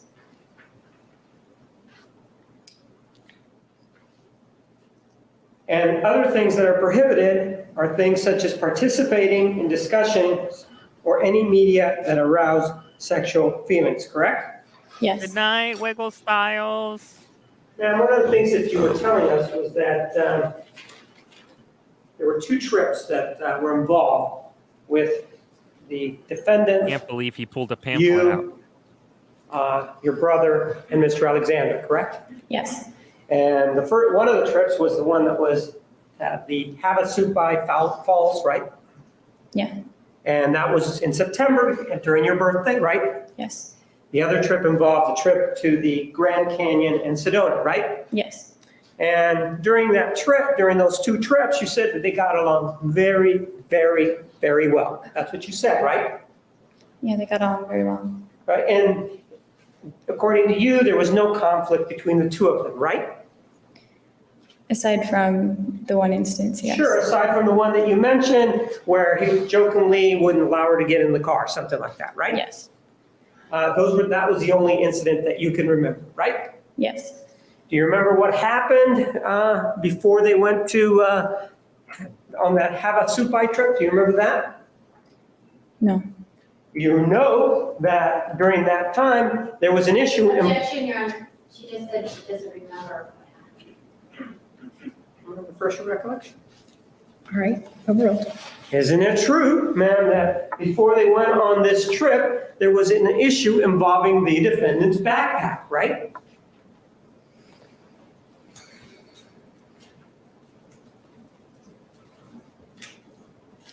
I don't recall it. Do you remember that first, you were in the car, correct? Driving up to Havasupai, weren't you? Yes, I was. Mr. Alexander was driving, right? Yes, he was. The defendant was in the passenger seat, right? Yes, And you were in the back with your brother, right? yes, And do you remember that for the first approximately 30 minutes of that trip, there was no talking between Mr. Alexander and the defendant? Do you remember that? no, You think that they were talking all along in the beginning of that trip? I just don't remember. It could be, you just don't remember, right? Yes, It could be they were in a fight, you just don't remember. I just don't recall. And do you remember that when you went down to Havasupai, all of you stayed in hammocks, right? Yes, we did. And when you stayed in these hammocks, the defendant stayed in her hammock, you stayed in your hammock, Mr. Alexander stayed in his hammock, and your brother was in his hammock, right? Yes, And there was a time where, getting up back in the morning, there was a time that there was a trek or a hike that the 4 of you took, right? yes, Isn't it true that you and your brother went ahead of the defendant and Mr. Alexander because they were arguing over the defendant being too clingy with him? I do not remember. You don't remember that you guys took off and they didn't join you for about an hour and a half? Do you remember that? No, And that when they joined you, they were upset at each other. You don't remember that? no, How about when they went on the trip? You said that, well, the trip to Sedona. Do you remember that? You told us, well, there was this issue involving the taking of photographs, right? Well, the defendant wanted Sedona Grand Canyon. It was the same trip, right? Sedona Grand Canyon trip, yes. Right. Same trip, right? Yes. And the defendant wanted to take some photographs, right? All right, we're going to take a quick pause for 1 second. We got a lot of things happening in chat, and I just kind of want to cover a couple of things real quick. Nobody's doing anything wrong. Nobody's in trouble. But, something that I've, been looking at is the International Authority of Cults and Coercion. And I want to talk about characteristics associated with cults. And I think you'll find that these characteristics apply to a lot of different things. And so just bear with me. I just want to review this. This is just for my own edification. Y'all are good. You're good. I want to go over this just for a second because I think it's important to know. You may be able to apply this here. You might be able to. However, I want you to know that this also applies to various other groups too. All right, so here's a couple of characteristics. The group displays an excessively zealous and unquestioning commitment to its leader, regardless of belief system, ideology, and practices, as the truth as law. Questioning, doubt, and dissent are discouraged or even punished. Mind-altering practices such as meditation, chanting, speaking in tongues, denunciation sessions, or debilitating work routines are used in excess and serve to suppress doubts about the group and its leaders. The leadership dictates, sometimes in great detail, how members should think, act, and feel. The group is elitist, claiming a special exalted status for itself, its leader or leaders, and its members. The group has a polarized us versus them mentality, which may cause conflict with the wider society. The leader is not accountable to any authorities, unlike, for example, teachers, military commanders, or ministers, priests, blah, blah, blah. The group teaches or implies that it's supposedly exalted and its supposedly exalted ends justify whatever means it deems necessary. This may result in members participating in behaviors or activities they would have considered reprehensible or unethical before joining. The leadership induces feelings of shame and or guilt in order to influence and control members. Often this is done through peer pressure and subtle forms of persuasion. Subservience to the leader or group requires members to cut ties with family and friends and radically alter the personal goals and activities they had before joining the group. The group is preoccupied with bringing in new members. The group is preoccupied with making money. Members are expected to devote inordinate amounts of time to the group and group-related activities. Members are encouraged to or required to live and or socialize only with other group members. The most loyal members feel there can be no life outside the context of the group. They believe there is no other way to be and often fear reprisals to themselves or others if they leave or even consider leaving the group. So, if you can pick out a few things, or a few groups that apply to that, I can pick out like 15. And some of you in chat are saying, did I start this? You didn't start this. Nobody's at fault for this.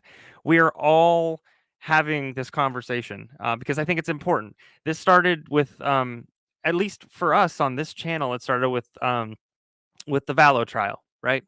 And for some reason, I mean, obviously this was 2013, but for some reason it seems to be a thing right now. And I think it's one of those things where it's important to know that the generally accepted definition / characteristics of a cult can apply to a lot of different things loosely or tightly. And so I just wanted to let you guys know that it's something that I've looked into. Not cults in terms of me joining them, except for this one, but characteristics and qualities of cults, because I think it's important to kind of, educate on what they are and how to look out for them. And so just know that those characteristics can apply to a lot of different things. I could call a lot of different things cults. Doesn't necessarily mean I'm right. So that's all. Nobody's at fault. Nobody's to blame. I'm not even looking at chat right now. I'm just talking to you guys. That was just me taking an opportunity in general, just to kind of talk about those characteristics and qualities. And so now we're going to continue on, and it's not going to be It's not going to be awkward like mom and dad argued at the kitchen table and now we got to finish Thanksgiving dinner in silence. It's not going to be awkward. We're just going to move on into the rest of the day and the night. Night. It's night court, not day court. So hopefully you guys learned a couple things. I don't know. Maybe. Yes. Mr. Alexander stopped the car, right? Yes. And actually what happened is that the defendant was upset because he got too close to the edge of the road. Isn't that what was the problem? I don't remember. And isn't it true that he did this, got too close to the edge so that she could get out and take a better picture? Do you remember that? No. I love And everybody when here. she got out, you do remember though that she went out and got out to take pictures, right? Yes. And when she went out to get pictures, she went to get back in and he kind of sort of took off, right? Yes. And that created a problem, right? Yes. And then according to you, when she got in, he made a remark, right? They both did. Well, according to you, he made a remark that shocked you, right? It was over the top. Pardon? It was over the top. It was over the top. And do you even remember the remark today? No, I don't. It was so shocking you can't remember what the remark was, can you? It's just been a very long time. The answer is you can't remember even though you were so shocked and over the top, right? Yes, I can't. I don't have remember. anything else. Redirect.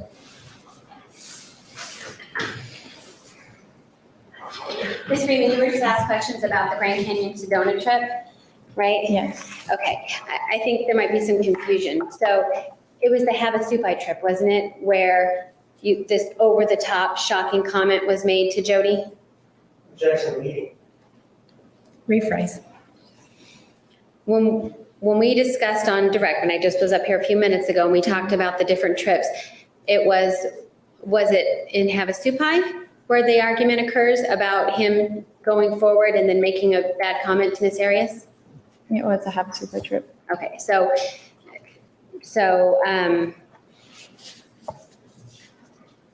and what was the comment itself?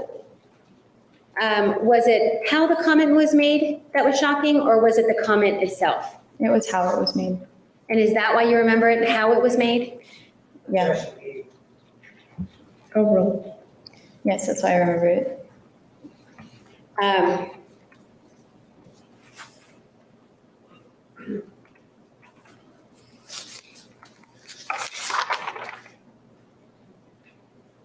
And during that Havasupai trip, before going, was it Travis who wanted to bring Jodi? Objection speculation. I can ask, did you know? Did you know that Travis wanted to bring Jodi? Objection leading. Overruled. You may answer yes or no. I was a professor in another life. And by that I mean just a couple years ago. And dad depends on the day. But thank you. As far as I remember, yes. All right, thank you, nothing further. Any questions from the jury for this witness? You may step down. Good afternoon, sir. Good afternoon. Could you introduce yourself to the jury, please? My name is Daniel Freeman. And Mr. Freeman, where do you live? I live here in Gilbert. Okay. And how old are you, sir? 29. Okay. I think that's Have you her lived brother. in Gilbert all your life? No, I've moved many, many times. Okay. So, How long have you lived in Gilbert this latest stint? initially I moved here in 2001 and moved back in just this last November to help work with a friend here. Okay. So you lived here from 2001 till when? Here from 2001 to 2006, and then from 2006 to 2008, I was in Canada for 2 years. And what? I was in Canada for 2 Okay. years as a missionary. Canada, eh? And then here again from 2008 until, I guess a year and 3 months ago. And then I went to Okay. Colorado. All right. You mentioned you were a missionary in Canada, which brings to my next question. Are you a member of the Mormon Church? Yes, I am. Okay. And this missionary you served, this was what year? October of 06 to October, November of 08. Okay. And is that the only mission you've been on? Okay. Good And night. could I get you to answer yes or no instead yes, of yes. for the court reporter? Thank you, sir. Now, you mentioned your mission work. What, was there a particular duty or role you had in that work? As a missionary, we did a lot of proselyting and sharing our beliefs with people, inviting them if they wish to learn more. Be right back. I particularly did a lot of work with either less active members or friends of members for the most part. So describe for us then what you would do when you're speaking to informing people of the church. Proselytizing, is that the word you used? Describe what that meant. We would, whether it was contacting or friends who were interested to learn what our beliefs were, we would meet with them and share our beliefs and our history and where they came from. And as we shared them, invite them to learn for themselves, to pray, to kneel down on their knees and get their own answers spiritually. And mostly it was educational, and we would teach people how to connect with their higher power if they wished, and help them define what they were looking for. And really just to, for me, being a missionary was all about encouraging people to live the things they knew to be true, even if it didn't connect them to our faith in the end and they became a member of our church. For me, it was important that they just live what they knew to be true. And if they found ours to be true, to conform to that. Okay. And I imagine this isn't something you can broach in first time you meet someone or in 10 minutes. I imagine it's a process, right? Yes, it's a process. But as a missionary, we broached the topic fairly quickly that that's what we were there for, because that was our purpose. Okay. But tell me about the process, if you will. Like I say, you're not going to someone and say, come to our church and baptizing them and, get them back home that afternoon, right? I mean, tell us about that. Usually there would be a process of events that they would have gone through before we'd even met them that had made them open or interested or willing to learn or wanting to learn. And in my case, a lot of times it was members who would bring their friends to activities that we had and would introduce us, and we'd talk to them and get to know them. And in that conversation, they said that they would like to know more about our beliefs, and we'd set up an appointment to go by and discuss with them and talk with them. And so initially we'd talk about the Book of Mormon, for which we're also called Mormons. And we talk about Joseph Smith and the history of revelation and scripture throughout the world. And then we would invite them to read some of the Book of Mormon, and we'd set up a time to come back. And then we'd talk to them about the three big questions kind of in life that everyone has is, who are we, where did we come from, why are we here, and where are we going? Why? And so we'd answer those questions with them and invite them again to read more and to pray. And then we would talk to them specifically about the church itself and how it was organized and founded and what its purpose is and why it was here on the earth. And we would invite them again to pray and to start to come to church. And as people showed through willingness in their actions that they were willing to progress or willing to learn more through actions of what they did, we would just continue to invite them to pray and ask them if they'd received an answer or spiritual promptings that they felt. And as they had, we would continue to invite them further, ultimately ending in baptism and becoming a member of the church. Okay. So it sounds like it's some time. It takes some time. There's a lot of visits. There's a lot of, I don't know if I'm using the right word, but there's a lot of spiritual investment or introspection involved in that, right? Yes, there is. You become very good friends with the people that you work with and teach. Okay. And it's not necessarily a process even for you as a missionary to just, put someone on to get them into church and baptize them without them reaching that point, right? That's not your goal. No, the goal is not to bring people into the church so that they disappear or fall away. It's to help people find within themselves the desire and the drive, if that's what they feel that they should do, and to do it. Okay. So as a missionary, you're not seeking to baptize someone or seeking to have them baptized until you're satisfied, if you will, that they've put in the effort, they put in the introspection, they put in the work, right? No, we're seeking to baptize people who want to be a part of the church and serve within the community. Ah. Okay. Now, sir, Did you know a man by the name of Travis Alexander? Yes, I did. Okay. And how did you come to know Travis Alexander? I came to know Travis through prepaid legal. I started working with prepaid legal here with some of my friends and Danny Jones and a number of others. And after we'd been working for probably several months, I don't remember, but it was the first big event that we'd gone to that was regional in nature. And at the regional event, I met Travis Alexander, Chris Hughes, and a number of other of the leaders in prepaid legal. Okay. You say leaders, was he directly connected to you in terms of the hierarchy or the teams, Mr. Alexander? He was connected to me, there was no compensation connecting us at all, no compensation benefit connecting us, but he was in the Hughes brothers had several teams, and together they all kind of branched out. And he was in, I believe, one of the other Hughes brothers teams. Okay.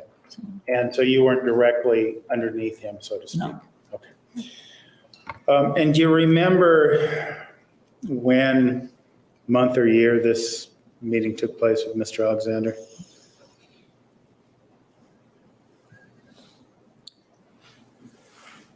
And I don't remember the exact date because I don't remember exactly when I started prepaid legal. Okay. But I know I knew him well before I left on my mission in 2006. And so I want to say it was in 2003 or 2004. Because at the time I was working at an auto dealership then. Okay. So he wasn't, just to clarify, he wasn't just a business associate of yours? No. He was a friend? Yeah. Initially, we met at the business events, and initially, him and I we didn't get along very well initially, honestly. Okay. Because at first I found him kind of cocky, honestly. Okay. But with time, as I came to know him, him and I came to be very good friends. Okay. And that friendship was at least 2 years in duration based on what you told us, right? 2 or 3 years perhaps? Up to 2006, and then after coming back in 2008, we were friends again. Okay.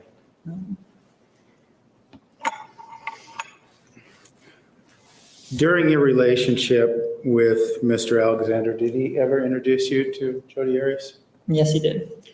Tell us how that occurred. Travis and he was going to, and I believe at this time I was roommates with him. But so we were, Travis was going to a Super Saturday, an event that was going on in California with Chris Hughes. And he was driving out to that, and I didn't have anything going on that weekend. He asked if I wanted to go. And so I believe it was Friday night, fairly late, we started driving over, and I met Jodi over there that night, late that evening on the way there. He said, "Hey, I want to stop by and introduce you to somebody. We're just going to stop by and say hi on our way to town." Okay.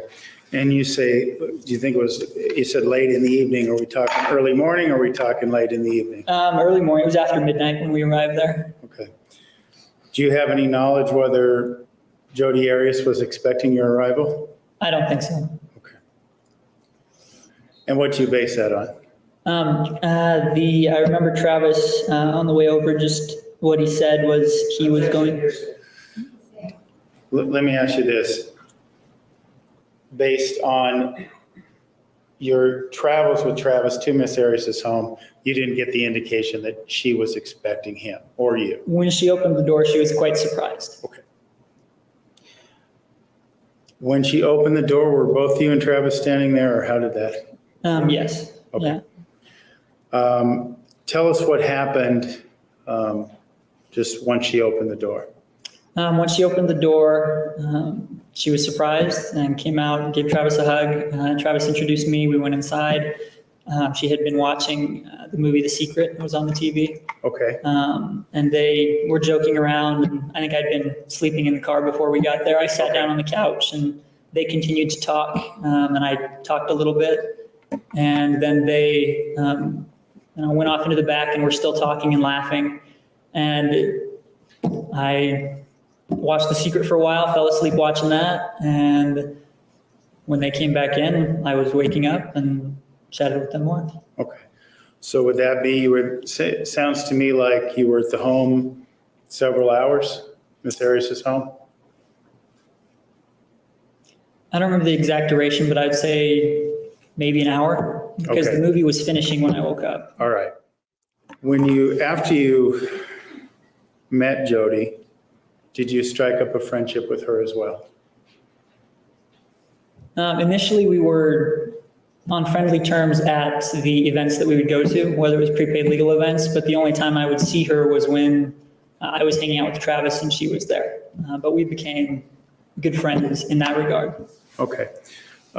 Did you also become good friends with Ms. Arias, independent of Mr. Alexander? Did you spend time with her on your own as well? I missed it. Bye. The only time that I believe we spent not with Travis was the times when we were all at events together and Travis would be doing things with the leadership. And then Jodi and I and others, my sister included, would hang out and do things at the events and spend time together. But I don't remember specifically being alone, just the two of us during that time. I want to clarify something. You brought up something. How long were you Travis's roommate? 3 or 4 months. Okay. And you were a roommate at the period of time when Mr. Alexander introduced you to Ms. Arias, right? I believe so. Okay. And you were a member of prepaid legal at the time of this meeting as well, right? Yes. Okay. Are you still involved in prepaid legal? No, I have an active membership, but I'm not actively involved. Okay. And actively involved, I take it by that you mean, going to meetings, that sort of thing, selling the product, right? Yes, no, I am not. And when did that venture cease for you? When I went on my mission in 2006, it was put on pause for 2 years. I came back, and from 2008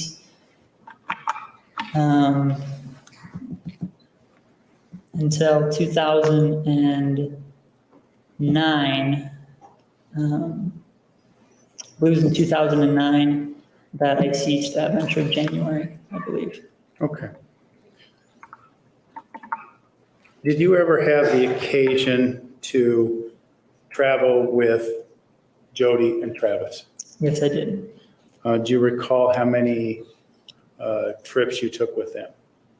The trips I can specifically think of with just the two of them that weren't prepaid legal were when we went to Havasupai and we went to Sedona and the Grand Canyon. Okay. As it relates, let me just first of all focus our questioning on the Havasupai trip, okay? Is that a yes? Can we Yes, ask yeah, you we can quick? focus Okay. on that. I saw you nod, so. Do you recall when that trip took place?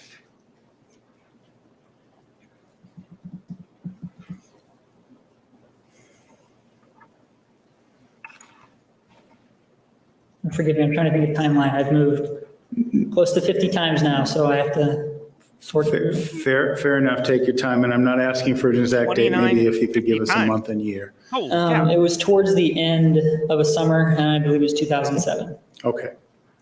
The end of summer 2007, and this trip to Havasupai, we mentioned Jodi and Travis going on this trip with you, right?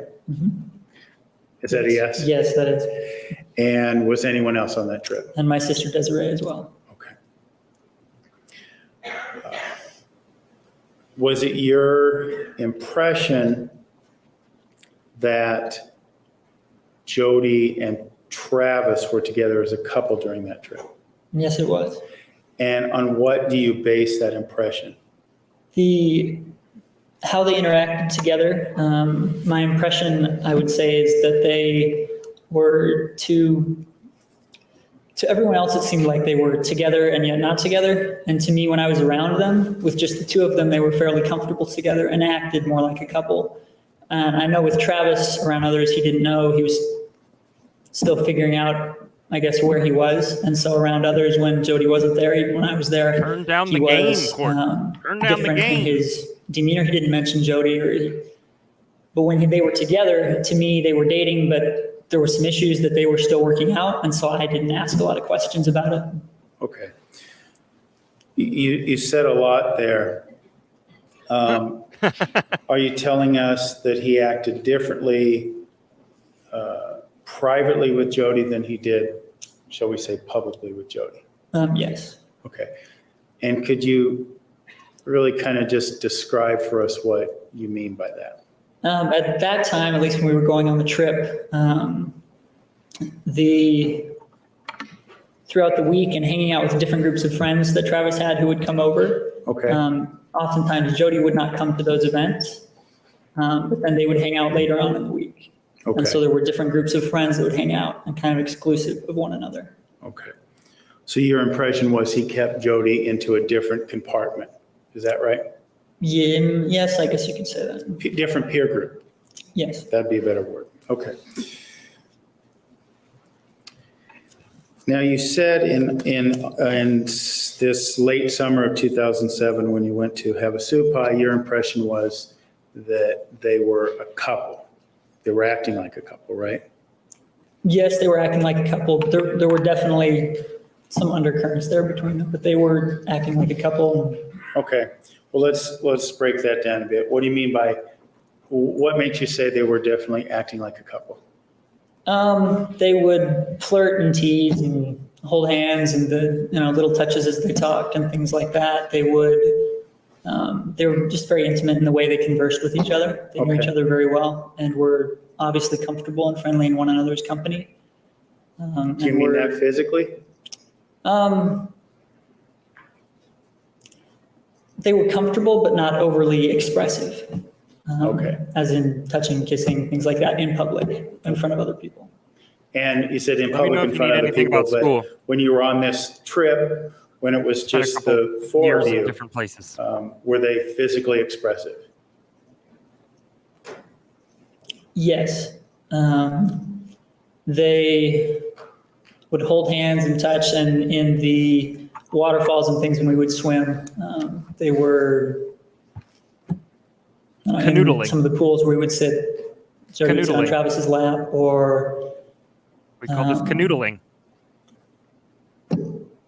they'd have their arms around each other for a photo, for a shot, things like that. Okay. And that was different than the way they acted in public? If they were at an event for the most part, or at a friend's gathering, they weren't as, they were friends, it looked Okay. like more to me. Okay. You also mentioned there were some undercurrents going on during this trip. What do you mean by that? Undercurrents. When we started the trip, I think of two things. I'll back up first. One is in conversations that I had with Travis, what he had said was that while he loved Jodi, he didn't know if he wanted to love you marry all her. And so as far so as much. dating, he said Truly. he wanted to date other people. And yet every time they hung out, he said that they would continue to hang out and would continue to fall back into dating again. Okay. And so I knew that was in Travis's mind. And then as we get ready to go on the trip, we had packed backpacks in everybody's bags. And Jodi had brought hers downstairs and set it on the table. And then had gone back up to finish getting ready. And I was just picking it up to move it off the table. And it was quite heavy. And with the hike in being long, I didn't know if she would survive that hike with that pack. So I opened it up to see what was in there and found, things girls take with them, lotions, pills. Yes. Or lotions, makeup, things of that nature. So I proceeded, as I usually do for hiking, I helped to lighten her pack. Okay. And then she came down and saw what we had taken out, what I had taken out in particular. Same last name. And They were on the had same made trip comments about together. it. And she was not happy with it. And had expressed her concern that those things were no longer in her pack. And I don't remember what Travis said, but he made a comment back and that. Well, let me ask you this. Based on your assessment of Mr. Alexander's demeanor, was he upset with Miss Arias over this backpack? Without telling me anything he said, was he angry? Was he talking loud? He did start to talk loud. It wasn't about the backpack, though. It was about the exchange between them that went on. And then she went upstairs and had started crying, and he had started raising his voice and yelling a little bit. So they were arguing back and forth upstairs. And my sister and I sat downstairs on the couch for a while, looking at each other, and I was wondering, what did I do? And after 3, 4, 5 minutes, I went hope you have enough to upstairs share with the and, entire class. started to talk with them and say, hey, let's calm down, and de-escalate the argument. Okay. And based on the fact that you made it there, I'm guessing eventually you got in the car and began to drive up there, right? We got in the car, and Travis and Jodi still weren't talking to each other. Okay. And we had suggested, well, like, everybody's a little tense. Let's get in the car and start to drive, and everyone will calm down as we go. And within half an hour, everyone was happy and joking and talking again. Okay. Before we move on to the Sedona trip, I want to ask you, at this time period, this late summer 2007, were you under the impression that Travis was dating someone else, not Jodi?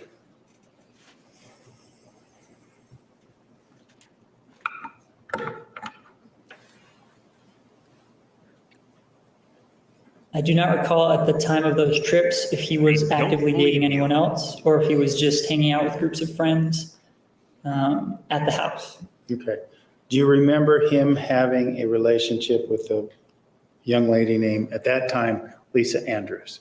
I do remember Lisa and her, as well as an entourage of many of her friends were over there. Although I do remember we went out to eat dinner, Travis and I and Lisa and another one of her friends. We went out to eat, and I believe that was before we went on the trip. Okay. And was that sort of a double date? It was kind of a spontaneous occurrence that happened, and while there, it wasn't official. But so while there, that was my impression was, wow, we ended up on a double date, basically. Okay. And while on this double date with Lisa Andrews and you yourself and this other young lady, was this at a restaurant, this public place? I believe we were at Denny's. Okay. And you mentioned that you kind of got the impression that Travis was you were on a double date. Was Travis acting as if he was, or were he and Lisa acting as if they were a couple? Not as a couple, but they were flirting and talking, and Travis was making Answer jokes. that right after this. And, Whichever direction. he was making jokes and It being is. who he was, usually around women that he was interested in. Just Okay, so talking. based on his behavior, you got the impression that he was interested in, at the very least, interested in Lisa Andrews at that point in time, right? Yes, or that he enjoyed hanging out with her and spending time with her. I can't say that anything he did was specifically expressed to me that he clearly that he was clearly saying it, but to me, it was present there in the background. Okay. Your Honor, may we approach? Recess at this time. However, before we adjourn, there are two matters I would like to discuss with you. The first matter is that some of the evidence in this matter may elicit emotional responses from witnesses and from those seated in the gallery. At the end of the trial, I will give you final instructions. You will also see something of this nature in your preliminary instructions.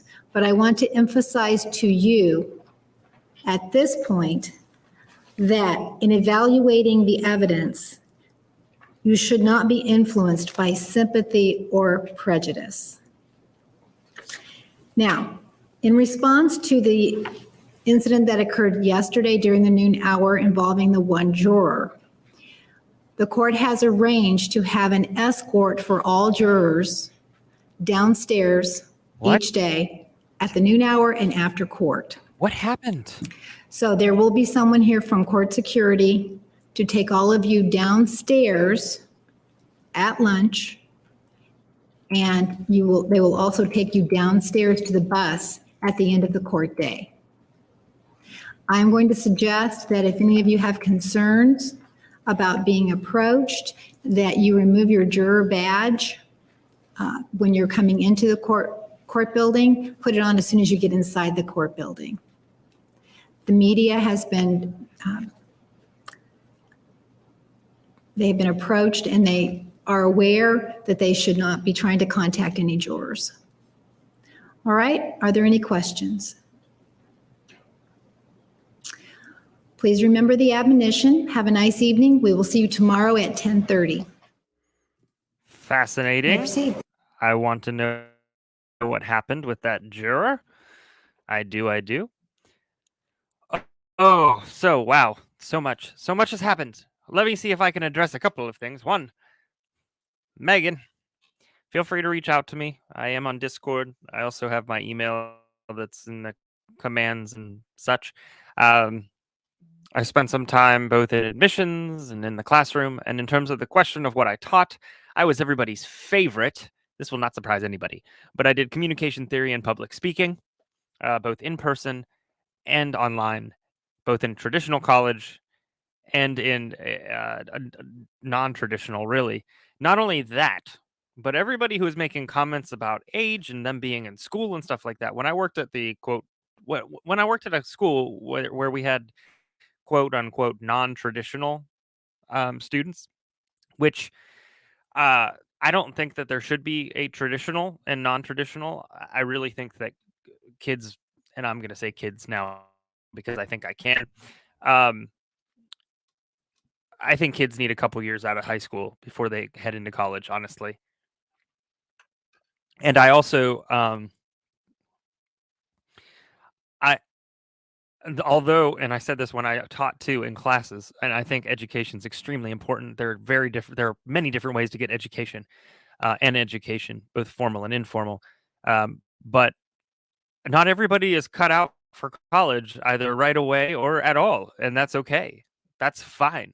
I know plenty of people who work in trades that make a lot more than I do, and that's fine. Like, it's cool. We need a lot of good people in trades. I think that's vital to keeping this to keeping any community and any country running. But that being said, when I was in the classroom with students of all ages, I mean, in all walks of life, with all kinds of life things going on, I mean, more often than not, the folks that really appreciated and really wanted to be there were those who lived life and came back to further their education. And so there is never, it is never too late. Never too late. If I could go back for another master's or a PhD, I would. However, I can't really do that right now. It's just not possible. As you know, I've got a full plate. But also the way that I supplement that, the way that I take care of the itch of like the acting bug, the public speaking bug, and the education bug is by doing this. And the more that I learn, the better I feel about myself. And so there's a lot there. So I always say it is never too late to do any of the things that you want to do, whatever it is. I don't care if you want to be certified as a skydiver, go do it. That might have just given people anxiety. I have gone skydiving. And that's a funny story. It was for my birthday and my brother took me and he told me right before I hopped on the plane, JT, you don't need a parachute to go skydiving. You need one to go skydiving twice. And at that point, I was just like, well, looks like I'm on the plane by now. But if anybody has questions about school, if anybody has any questions about any of that stuff, if you want me to look over essays, if you want me to look that kind of thing, I mean, obviously, I can't be inundated with a bunch of papers, but I spent time as a professor. I spent time as a teacher. I've spent time as a technical writer and editor. And so just let me know. Go after it. And if you need something, let me know. You can always email me. You can always DM me. You can whatever that is, just let me know. And I will do my best to respond quickly and help you out, whatever that is. So that being said, some of our mods have been up forever. And so I appreciate them. Here's the good news about Friday. I did indeed open the door. I know I did, and that's okay. I have an open door policy. I always have, I always will. Okay, even if you need just ears to listen to something you need to talk about. I wouldn't offer it if I didn't I wouldn't offer it if I didn't mean it. You can you can direct message me on Discord. And I'm at JT Brews Crime. You can direct message me on Twitter, also JT Brews Crime. Those are two of the best ways to do it. So I am just that's possible. I'm not gonna do it. I'm just wondering, asking for a friend. So that's it. Yes, Team Megan. We're Team Megan. Megan, you have at least 116 people in here, plus probably I know the other subscribers of this channel, over 7,800 now, if you can believe that. Wow. I remember when we were just trying to get to 6,000. Woof, 5,000? Something in there. Anyways, okay. And Teresa, in terms of learning Discord, feel free to send me an email and ask. I have no problem with kind of helping out or getting you to resources who can. If I can't help you, I will get you to somebody who can help you. There is no point to me having this platform if I cannot help people. Okay? Truly. So let me know. That's how I feel. That's how I feel. Okay, Friday. Good news. One, Terry from True Crime and Wine Time, one of my podcasts, is going to be here in the beginning. And maybe she'll stick around for some of Jodi's trial. But also, we will be watching. There's an hour and a half long video with Lonnie Dworkin, who is the computer forensic examiner. So that's going to be interesting.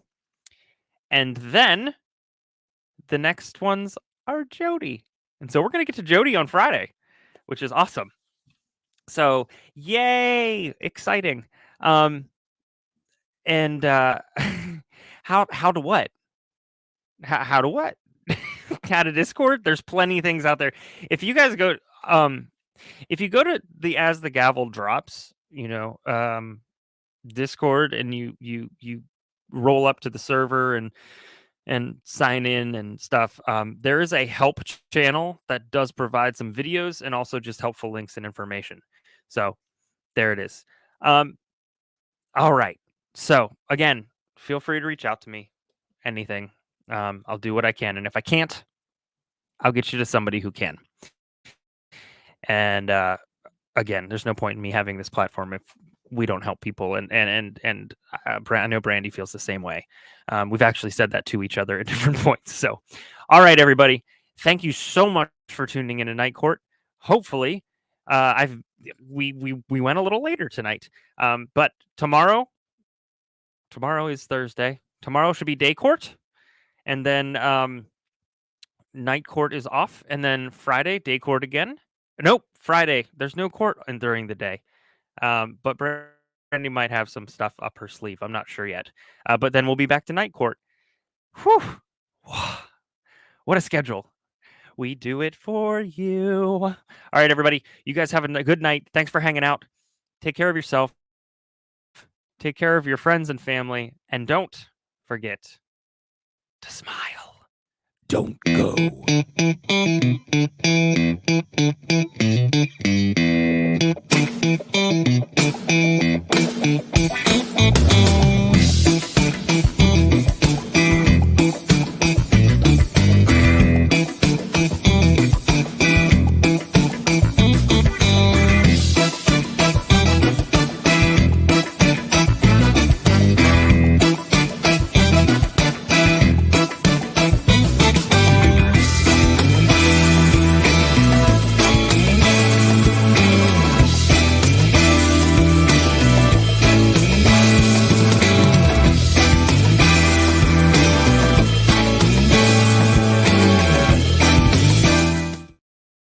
I didn't forget.